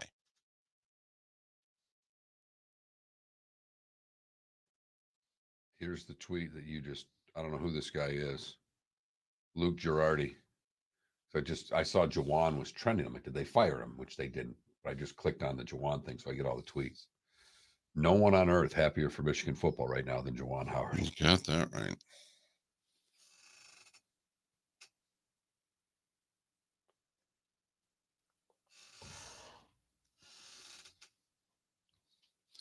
Trent, your roommates give a damn about college hoop? No, none of them are into sports, which honestly is not the worst thing because that's all I'm ever around. So it's kind of nice to get away sometimes. Okay. Well, also then you have no competition, right? Right. I mean, you just watch, what you want to watch teams all the time. Yes.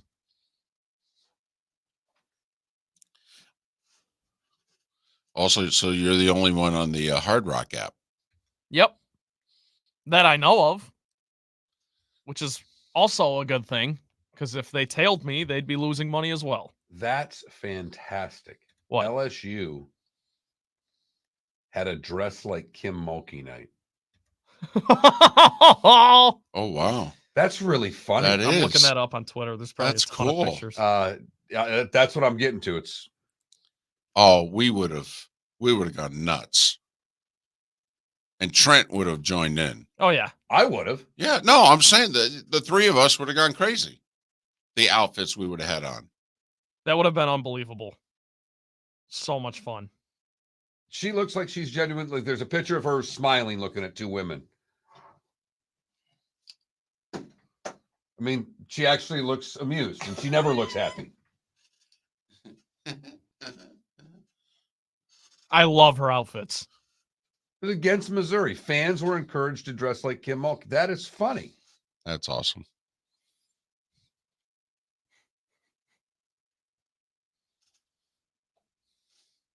Is she the third best behind Summit and Gino? I don't know. I mean, I don't really know either. I guess that's why. You got what's her face that was at Rutgers? Vivian Stringer. Yeah. Okay.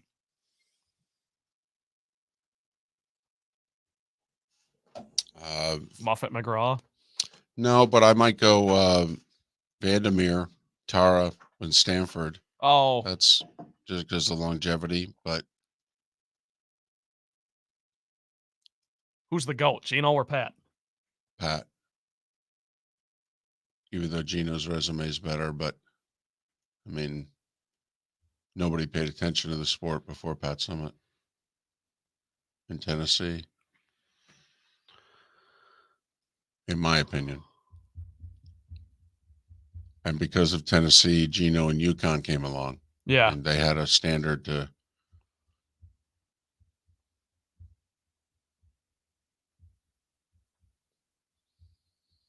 So if you had to vote right now, greatest of all time, Federer, Nadal, or Joker?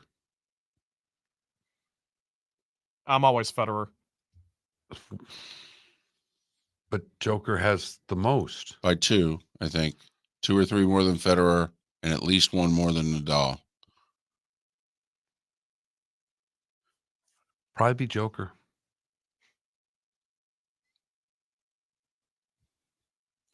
I never thought we were going to call anybody but Federer the best. I know.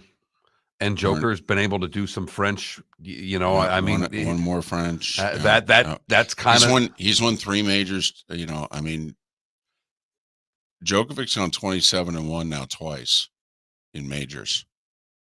In his mid 30s. Growing up watching Federer, though, maybe that's just because I was a kid and I was just No. It's here we go. By the way, sorry. Welcome to the bonus hour, brought to you by Jason and Todd at the Diamond District. And now, here's Mark Miller and David Moulton. 21 minutes past the hour, the Diamond District bonus hour. Todd and Jason just laying low right now. Just laying low. We're here. If you need us, we're here. But we got another big one coming up in about 5 weeks, boys. We're here. I got a little something going on this weekend. They got another, Madonna, Prince type weekend. We got, one of the, Takori or whatever. No? You actually got that right. Well done. Thank you.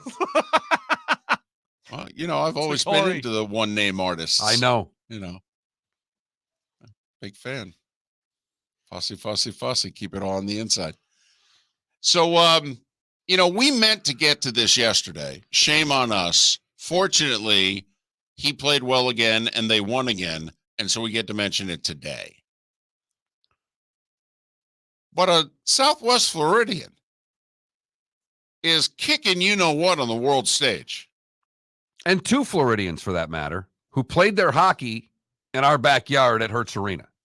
Played their junior hockey, or their youth hockey, I should say, because by the time they played junior hockey, they left and went to the USHL. Seamus Casey and Gavin Brindley. And Gavin Brindley, his dad played for the Everblades, Ryan Brindley. And Gavin's an incredible young hockey player. Drafted in the 2nd round, I believe. Wasn't he like first or second pick of the 2nd round last year? Yeah. And Seamus Casey, also a 2nd round pick. They're both playing for the Team USA in the World Juniors. And Brindley is leading the tournament in goals. He's 2nd in points, and he is tied for the lead in goals for the World Junior Championships. Now, in this country, that tournament means nothing. In the hockey world, it's a really big BFD. deal. Yeah. The World Juniors, which, by the way, in 2 years is going to be in Minneapolis, St. Paul, 2026. I would actually like to go.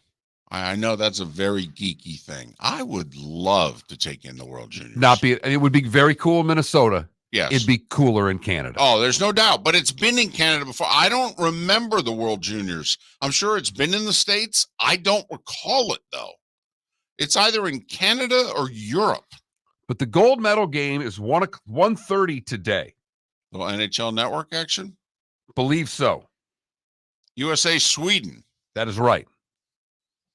The U.S. has not lost in this tournament. We went through the preliminaries unbeaten, and we got by Finland 3-2 yesterday. Put it this way, Canada didn't even medal. No, nation. I'm telling you, it was Wednesday. I think the whole nation shut down because they lost the first game, too. They lost in the morning. I mean, people just finished their breakfast. Just finished. What's the famous donuts?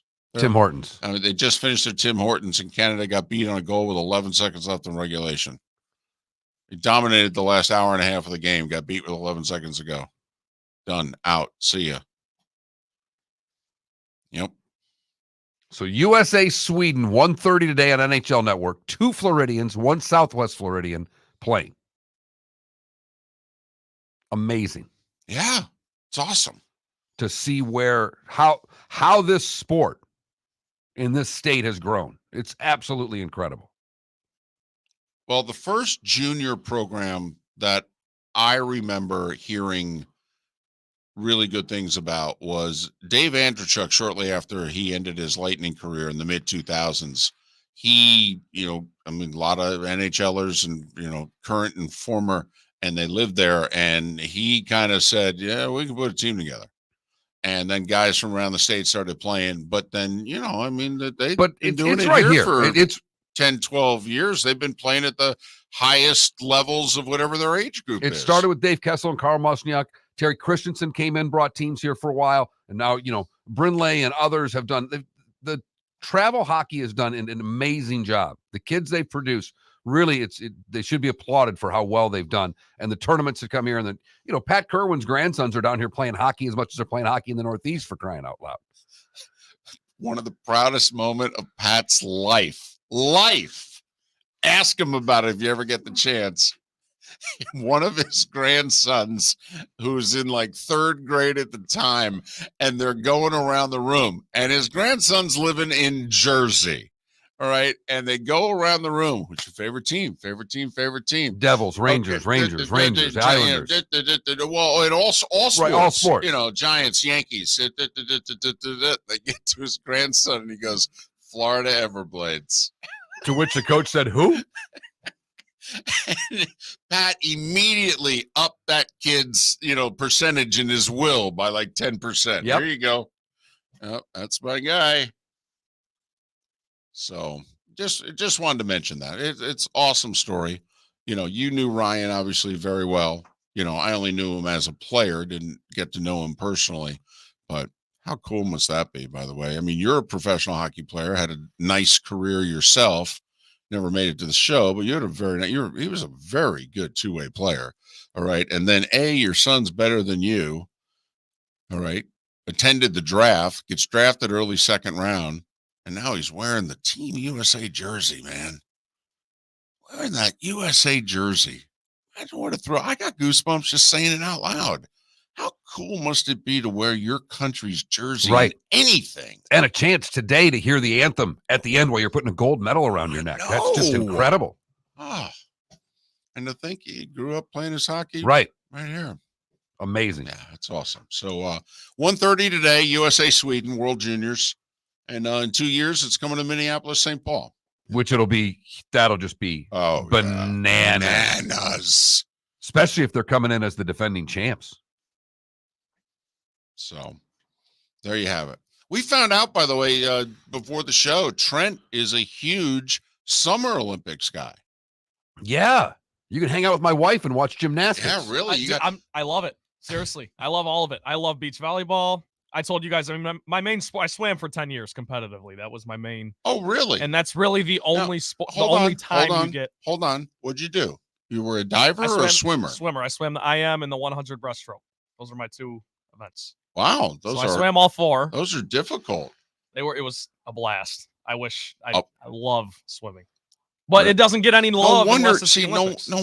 Now it helps explain why he's so damn skinny. That's genetics. Oh, really? Yeah, don't kid yourself. His dad's a rail. Same thing. Just genetics. Don't kid yourself. All right. Well, now I hate you a lot less. Okay, knowing that there's genetics and genuine athleticism involved. Okay? I also eat like a bird. I will admit that. Oh, I got this don't say Costco that. muffin here. Keep that to yourself. Okay, keep that to your damn self. I live on ramen noodles. Well, that's because we're paying you $7 a day. That's not because of your eating habits necessarily. That's because of our spending habits. So anyway, I wanted to get that out. I know there's other things to talk about. We have a chance, by the way, Monday. It was mentioned in our Twitch chat room. I mean, we have a chance to have all three Florida NFL teams be division champions. And at the very least, all three make the playoffs, even if the Dolphins get beat. Boy. I don't want to say it, but we probably could have worked that into a poll question. You got a half hour. Maybe we will on Monday, in which we say which Florida NFL team will go further in the playoffs. By the way, Miami's going to lose to Buffalo. That's what you say. And they're going to beat Kansas City. Oh, look at you. They're going to be the 6. They're going to go on the road and win. Yep. I'll tell you what, Kansas City doesn't want to see Miami. No, they don't. No, they want to see like the winner of the Colts Texans. That's who they want to see. But that's my prediction, is that Miami loses to Buffalo. But beats the Chiefs. And then goes to Baltimore and gets spanked because they reseed in the NFL. Right. So they likely would then play the top seeded Ravens. And they've got nothing for Baltimore. Don't know if anybody does. At this point, we just have to wonder if the 3-week layoff's going to affect him like it did in 2019. And his playoff success it's a real question. Well, but It's it a real goes back thing. to being the one seed. The only other time they've been the one seed in franchise history was 2019. Right. They mailed it in week 17 at the time, had the bye week, and then played horribly in losing to the Titans. And they let the Titans get ahead, and they just ran the ball with Derrick Henry. And Lamar and company turned it over 6 times that day. So, what can stop the Ravens? Maybe only the Ravens. Different Lamar. I totally agree with that. Much more versatile team. Miller and Moulton. Good, bad, and ugly. What's on tap? Today was the day when to wrap up the Diamond District bonus hour next.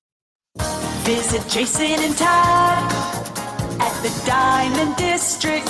When choosing something of high value and personal significance, such as a diamond, you want to shop with the best. And the mall is not the place to be. Here are my friends, Jason and Todd with the Diamond District. Take a stroll in the mall, pop into a few joy stores, and you'll soon discover you're in the wrong place. Rings begin to look all alike. You're not finding GIA certified diamonds.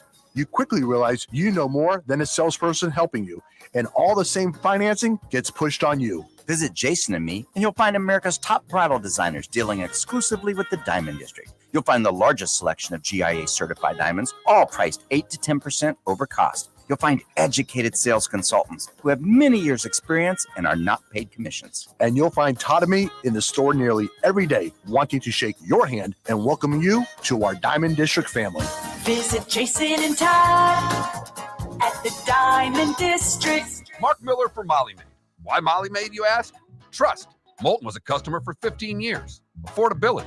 Didn't I just say Moulton was a customer for 15 years? Worry-free services. Our professional house cleaners are fully insured and a 24-hour warranty. Call Molly Maids today at 239-774-5839. That's 239-774-5839 or online at mollymaid.com/FTMYERS. That's mollymaid.com/FTMYERS. Hello, friends and family of Southwest Florida. Are you looking to tap into the electric vehicle market? Well, look no further, because we here at Southwest Florida Golf Carts have just what you need. E-bikes, golf carts, LSVs, scooters, and more. Come down and talk with one of our experienced sales reps, have a soda and a smile, and you could be cruising the streets in your new EV today. Stop by the store or visit our website at flgolfcarts.com and enter for a chance to win $100 off your next purchase by answering John's monthly sports question. You are listening to Miller and Moulton on the Florida Sports Network.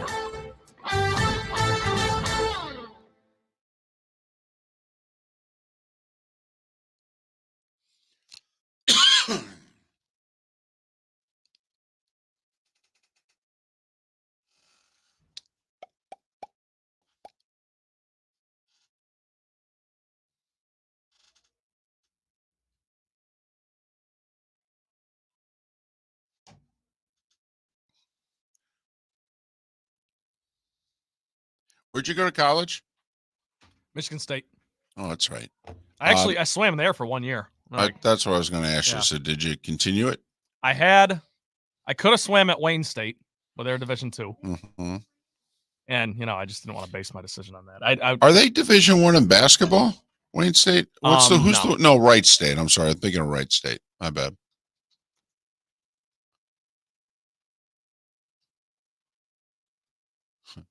It's funny. Their fans are going to be loud because there's not much to do in Green Bay except watch football. Got that right.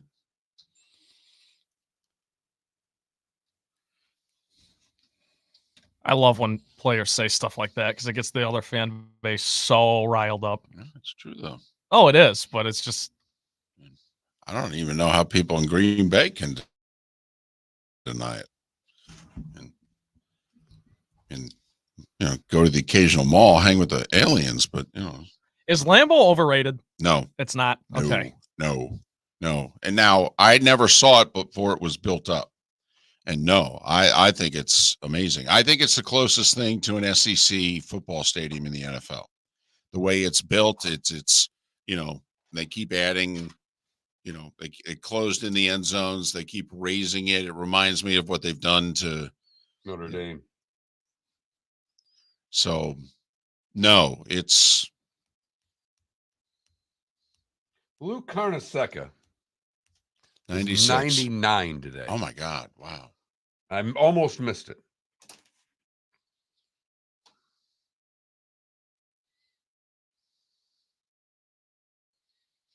Which is funny, Nick, because it to me is nothing like the big house in Michigan.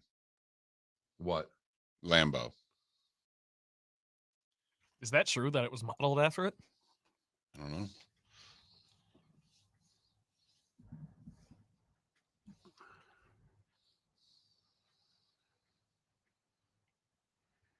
Mark, do you like Spartan Stadium? It's all right. Yeah. That's what I think too. I'm not gonna like of the big time. I mean, I went to the Shoe when it was still the Shoe. okay. I think the big house sucks. I don't think it's loud, and it's not a Michigan thing. I do It's too, but huge. you It's just not the way the sound goes up because it's a bowl. It's not. I mean, I've been to Michigan Ohio State games. I've been to flat. great games there. I don't think the big house is special after I've been to as many SEC stadiums as I've been to. That's a good see, I agree, but I just anytime I try to say something like that, I get shut down. Notre Dame, You're and I hate funny. Notre Dame more than I hate Michigan. I like Notre Dame Stadium better than I like the big house. I went to a Notre Dame Michigan game in South Bend when I was in high school. It was amazing. Touchdown, and I've not been since they've added there. Yeah, you can't see touchdown. You Jesus can't see touchdown Jesus. What the hell are you doing? That's true. Very true. Hey, I totally agree. I mean, I try not to get in the way of Jesus either. No, I mean, he wants to score a touchdown. You let the man in. Just right. I mean, why do you not want him, I looking can't over believe. us? I cannot believe I got nothing out of you. I know you were on a plane when I sent that I thought you'd find that funnier of Jesus jumping in the pool. Oh, I was on a long flight when you sent yeah. it. I think I was headed to Seattle. You were. Actually, yeah. So I got nothing out of you No. and Cassio on that one. I was like, really? no, that was disappointing on our we failed you. We failed you. Jesus, it's a little, I don't know if you've seen, I should have said, but Jesus is, you see all these like Romans in the pool. And he's, oh man, long day teaching the disciples. I've been teaching them all day. And he goes to do a flip in the pool and he lands on his head because they can't dive in. It's like it's glass. No. I sorry. It was, That's good. even my wife, who is the most devout Catholic I know, thought it was funny. That is good. I'll tell you what, though. Give me a good college basketball arena. Mackey Arena was awesome. I've been to Hinkle. I did a game from Hinkle. Loved Hinkle. Yeah. Everything I is agree. cracked up. What's the one in Philly? Palestra. You did one there too, right? Yep. Here we go.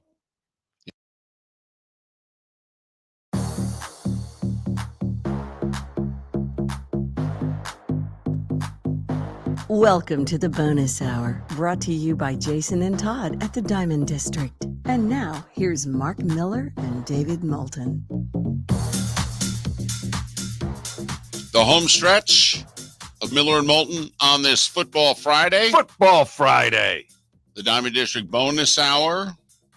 We made our picks, by the way, against the number. Mark went with his traditional 5. Me feeling it back in the studio when we used to do a Super 7 together. So I went with 7. David scored a touchdown and decided to kick the extra point. Right. Well, that was, I went for 2. I screwed up who was eligible. And so Stop. unlike Dan Campbell, when I got moved 5 yards back, I kicked the extra point. Oh, yeah. What happens when the Colts and Texans tie on Sunday or on Saturday? Well, that could create a mess in terms of the AFC. Colts win the tiebreaker for whatever that's worth. So that would not be good for the Texans. Texans need a win. Colts can make the survey with a tie. And what the NFC is even crazier if there's even a way for the Vikings to get into the playoffs. If the Vikings win and basically everybody else loses. They need the Falcons to win. They need the Cardinals to win, and they need the Bears to win. Right. That's all. No big deal or anything. But you're right, because if you look at the conference standings, the Vikings are 12th. The Bears are 11th, yet the Bears have been eliminated and the Vikings have not. So, strange times. NFL tiebreakers. Listen, I just feel confident we've never gotten to the coin toss. That's all. I mean, the strength of victory can be a little confusing, but hey, common opponents, conference record, head-to-head, but at least we haven't gotten to the damn flip of the coin. And let's hope we never get there. But there have been like elections in this country and, small towns, it's tied, and they have literally flipped a coin to see who was going to be mayor. I mean, no offense. Don't we have to, I don't know, go play something best 2 or 3? It was like the city council person we had in The Good, the Bad, and the Ugly a few weeks ago. Didn't vote for himself. Right, lost by a vote. Right. Well, if you're that stupid, you deserve it. It's time for someone to take back this segment, if for no other reason than to stop David from talking about Meghan and Harry. Here's Mark Miller with Today Was the Day When. I've got to be honest. I have very little today. I feel like I'm missing things, David, so be on alert. The Strange Case of Dr. Jekyll and Mr. Hyde by Robert Louis Stevenson was published in 1886. 10 years later, X-rays were discovered. Today in 1914, Henry Ford raised the minimum wage for his workers. They were making $2.40 for 9 hours. He raised their pay to $5 for an 8-hour day, more than doubling their salary. And shorten their day. Huh. Jackie Robinson officially announced his retirement today in 1957. As opposed to go play for the Giants. Right. Seriously, he got traded from the Dodgers to the Giants. He said, I'm not playing for the Giants. Never mind the fact that they had then announced along with the Dodgers that they were going out west. He's like, no, I live here, and I ain't playing for them. I did this for me and me only. It was today in 1964 that the San Diego Chargers win the AFL, beating the Boston Patriots 51-10. Just proving that the Chargers could actually win a game. Same with the Bills. I think Jack Kemp led the Buffalo Bills to an AFL championship in the early 60s. Today in 73, it started, David. This little album was released by this guy from Asbury Park. In fact, the title of the album was Greeting from Asbury Park, New Jersey. The name was Bruce Springsteen. He did okay. He really did. And I'm not as big of a Springsteen fan as you are. I love his first album. Love. Shula retired today in 96. Forced retirement. Bill Cowher resigned today in 2007. And Devontae Smith won his Heisman today in 2021. When's the next time that we think a wide receiver wins the Heisman? Yeah, I don't know. Marvin Harrison didn't win it. No clue. And, Alabama won the national title that year. They were unbeaten that year. And we felt more highly about the wide receiver than the guy throwing it to him. That's unusual. Really unusual. Yeah, never happen again unusual. Well, right. And so that's why how many times are we going to, let me get this straight. You guys are really good. And we're going to vote for the wide receiver over the quarterback. Huh. And we did. It was like a no-brainer. It was like, oh, yeah, Devontae Smith's a better player. Mac Jones. Well, who's throwing him the ball? King Gillette, big in razors. George Reeves, he was super. Walter Mondale and Chuck Noll, all born today. Lou Carnesecca is 99 years old today. Wow. Patino announced, by the way, next year we're only playing one game at Carnesecca Hall. He nearly lost a game early in the year, and he said, we are not playing here anymore. He goes, we're playing one game at Carnesecca Hall next year, UConn, because he's tired of all the UConn fans invading the Garden. So he wants to be able to have a really small allotment of tickets and be able to control who has them. Robert Duvall is 93. Diane Keaton, 78. Mercury Morris is 77. Marilyn Manson is 55. And Bradley Cooper is 49. Pretty good looking for 49. That's what I thought when I saw that. I felt good looking guy. Not very good about myself. Well, there's quite a few people who can do that to the two of us, Mark. Got a lot going on today. First off, the very first divorce in the American colonies took place on this day in 1643. the first recorded divorce in the American colonies. Anne Clark of Massachusetts, Bay Colony, because of course it wasn't Massachusetts now, granted a divorce from her absent and adulterous husband, Dennis Clark. That rat bastard. Well, think about it. How much did your husband suck? I was able to get a divorce. What? Nobody gets one of those. I did. How many do you think did follow suit? Like, that was probably a huge deal. He admitted to abandoning his wife, with whom he had 2 children, for another woman, with whom he had another 2 children. And he said, I'm not going back to my original wife. Therefore, the Puritan court had no option. That's a tough court. You're darn right it is. Talk about family values. Yep. So I thought that was worthy of mention. Let's see. What else do we have? Golden Gate Bridge, 90 years old. Today's its birthday. They opened it.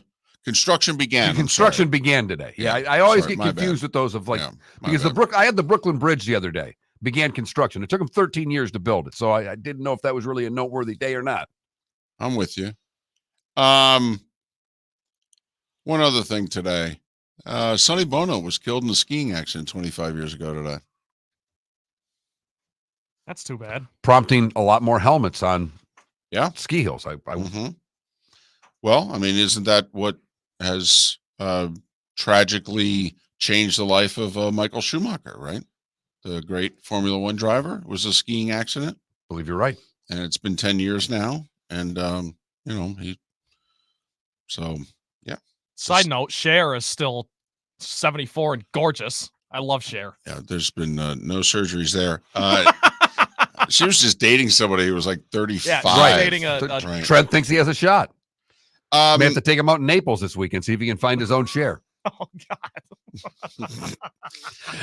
I may have just stopped Moulton right there. That's as close as I've come to making Moulton speechless right there. That one got him. The real question is she a Packers fan? Would you care if she was worth $6 million If and she lived in looked like Naples? Cher, I wouldn't. Oh, so we know. There we go. All right. Now Do you believe? We know a soft spot. Okay. He wants to be Nicolas Cage. He wants to get slapped around by Cher. Snap out of it. Trent's like, I will. Just slap me again. You've heard folks elsewhere mock Florida is gonna Florida. Well, Mark Miller sees it differently. He calls it the good, the bad, and the ugly. What you got, Mark? I think that's like an Elizabeth Shue weakness. Like my weakness for Elizabeth Shue. That's what it sounds like for Cher over there. Really does. Yeah. She's as old to be his grandmother. Yeah. Right. Yeah, she's older than my grandmother. One of them. Not that this. And I'm going to stop all my comments from this point forward. We go to Edmond, North Dakota for the good, David. Damn right we do. Where the family cat saved the family dog who chased off 2 coyotes in mid-attack. It was all captured on the family's outdoor surveillance camera. The small dog was outside doing her business. The dog heard some commotion. It was coyotes. The cat came out and chased the coyotes off the lawn, saving the family dog. Wow. It's a tough cat. It is. For the bad, we go to Vegas, where an Idaho man was arrested after stealing a plane from a North Las Vegas hangar, flying it to Southern California, and eventually running into a desert after inquiries were made about the aircraft. I mean, I've got to say it was almost better than the canoe. If you can steal a plane from one airport to another, that's pretty good. Well, I watched Tom Cruise do it in his latest movie, though. You just hang out in the woods, you wait till everybody's distracted, and then you just run across, you get in the hangar, and you go. Easy. For the ugly, we go to Orlando, where Paul Kerouac is seeking more than $100,000 in a lawsuit that was filed Wednesday in state court, claiming he suffered severe and long-term injuries following the explosion of a toilet in the men's room at a Dunkin' Donuts in Winter Park a year ago. The explosion left Kerouac covered in feces, urine, and debris. He walked out of the men's room seeking help from workers and other employees. An employee told him they were aware of the problem with the toilet since there had been previous incidents. I got nothing for that. If a toilet blows up and you, I think you deserve the $100,000. Oh yeah, of course. I think he's asking for too little. Totally. The toilet blows up. By the way, talk about PTSD. I mean, you got the rest of your life, and every single time you're like, this shit. But wouldn't you expect this to happen at a Taco Bell, not a Dunkin' Donuts? Yes, but Dunkin' Donuts isn't too far from the. That's some strong coffee. That is the good, the bad, and the ugly. That was a good one. Today, January the 5th, 2024. It's all about the plumbing, right? Not the product. I'm aware. Okay, all right. In the NBA, we got a ton of games. I mean, I think everybody's playing. Let's see, 5, 8, 10, 11. Well, 14 games. That's a lot. Orlando's in Denver. Denver's a 9.5-point favorite. Magic were off last night. Nuggets were in Golden State. Heat are in Phoenix to take on the Suns. The Suns are a 4.5-point favorite. The ESPN double dip, 7:30. Knicks at Sixers. And then 10 o'clock, Memphis at the Lakers. There's talk that there's disharmony with the Lakers and that the coach may be in Shocker. trouble. Lakers have lost 8 of 11 since raising that in-season tournament banner. NHL, we got just 3 games. And Devils, a huge favorite, hosting Chicago, who lost across the river to Garden and the Rangers last night. Devils are minus 425. Washington's hosting Carolina. And then there's a late game, Winnipeg and Anaheim. A reminder, 1:30 today, NHL Network, World Juniors, Team USA against Sweden for the gold at 1:30. A couple of Floridians, including a Southwest Floridian and Gavin Brindley, playing in the game for Team USA. Brindley tied for the tournament lead in goals. College hoops, Friday's not normally a good night. Although a very good one. Big Ten game tonight on FS1. Illinois at Purdue. Illinois lost their leading scorer, though, because of the arrest and charges. But Illinois is in the top 10. Purdue's number 1 in the country. Purdue a 10.5-point favorite. 8:30 on FS1. Mark following the Mark Miller 6:30 FS1 special. UConn at Butler. Thank you. That game is going to be good, by the way. I like Butler to play a little spoiler at Hinkle. Really? Yes. Because the UConn's only a 5.5-point favorite. Yes. But the Butler bigger lets it question, fly. Trent, the bigger question is Golden State played last night. Oh, here we go. They are hosting Detroit, laying 9.5. Are you going to take the Pistons in the 9.5? I'll take him to cover. course he I'm is. jaded from Of course money he is. line. Once they won that third game, I'm done doing money line. It is a very simple question. Have you bet against the Pistons yet? Nope. I never bet against my teams. I can't do it. What is it? Why? I can just Why? not bet. I can just not bet. What are you, Pete Rose? Okay. I can't bet against the Reds. Yeah, but you bet on them all the time. You're not betting on them today. Well, Danny Jackson's pitching. He sucks. Oh, okay. Got it. I guess I am Pete Rose. I never bet against my team. If I don't think they're going to win, I just don't bet them. I like the Magic plus 9.5 tonight. I do too. For what it's worth. Yeah. I actually think they could win tonight. That might actually be like a shekel on the money line just for the heck of it. They get Denver on a back-to-back. Exactly. And Denver had to play the whole way. They overcame a 13-point fourth quarter Had to play deficit. a really hard fourth quarter last night. So how many Florida NFL teams win? 1, 2, or 3, or 0? 2. I think you're right. Firm of Michael F. Hornung specializes in criminal defense, DUI, personal injury, nursing home claims, and auto accidents. I'm a former prosecutor with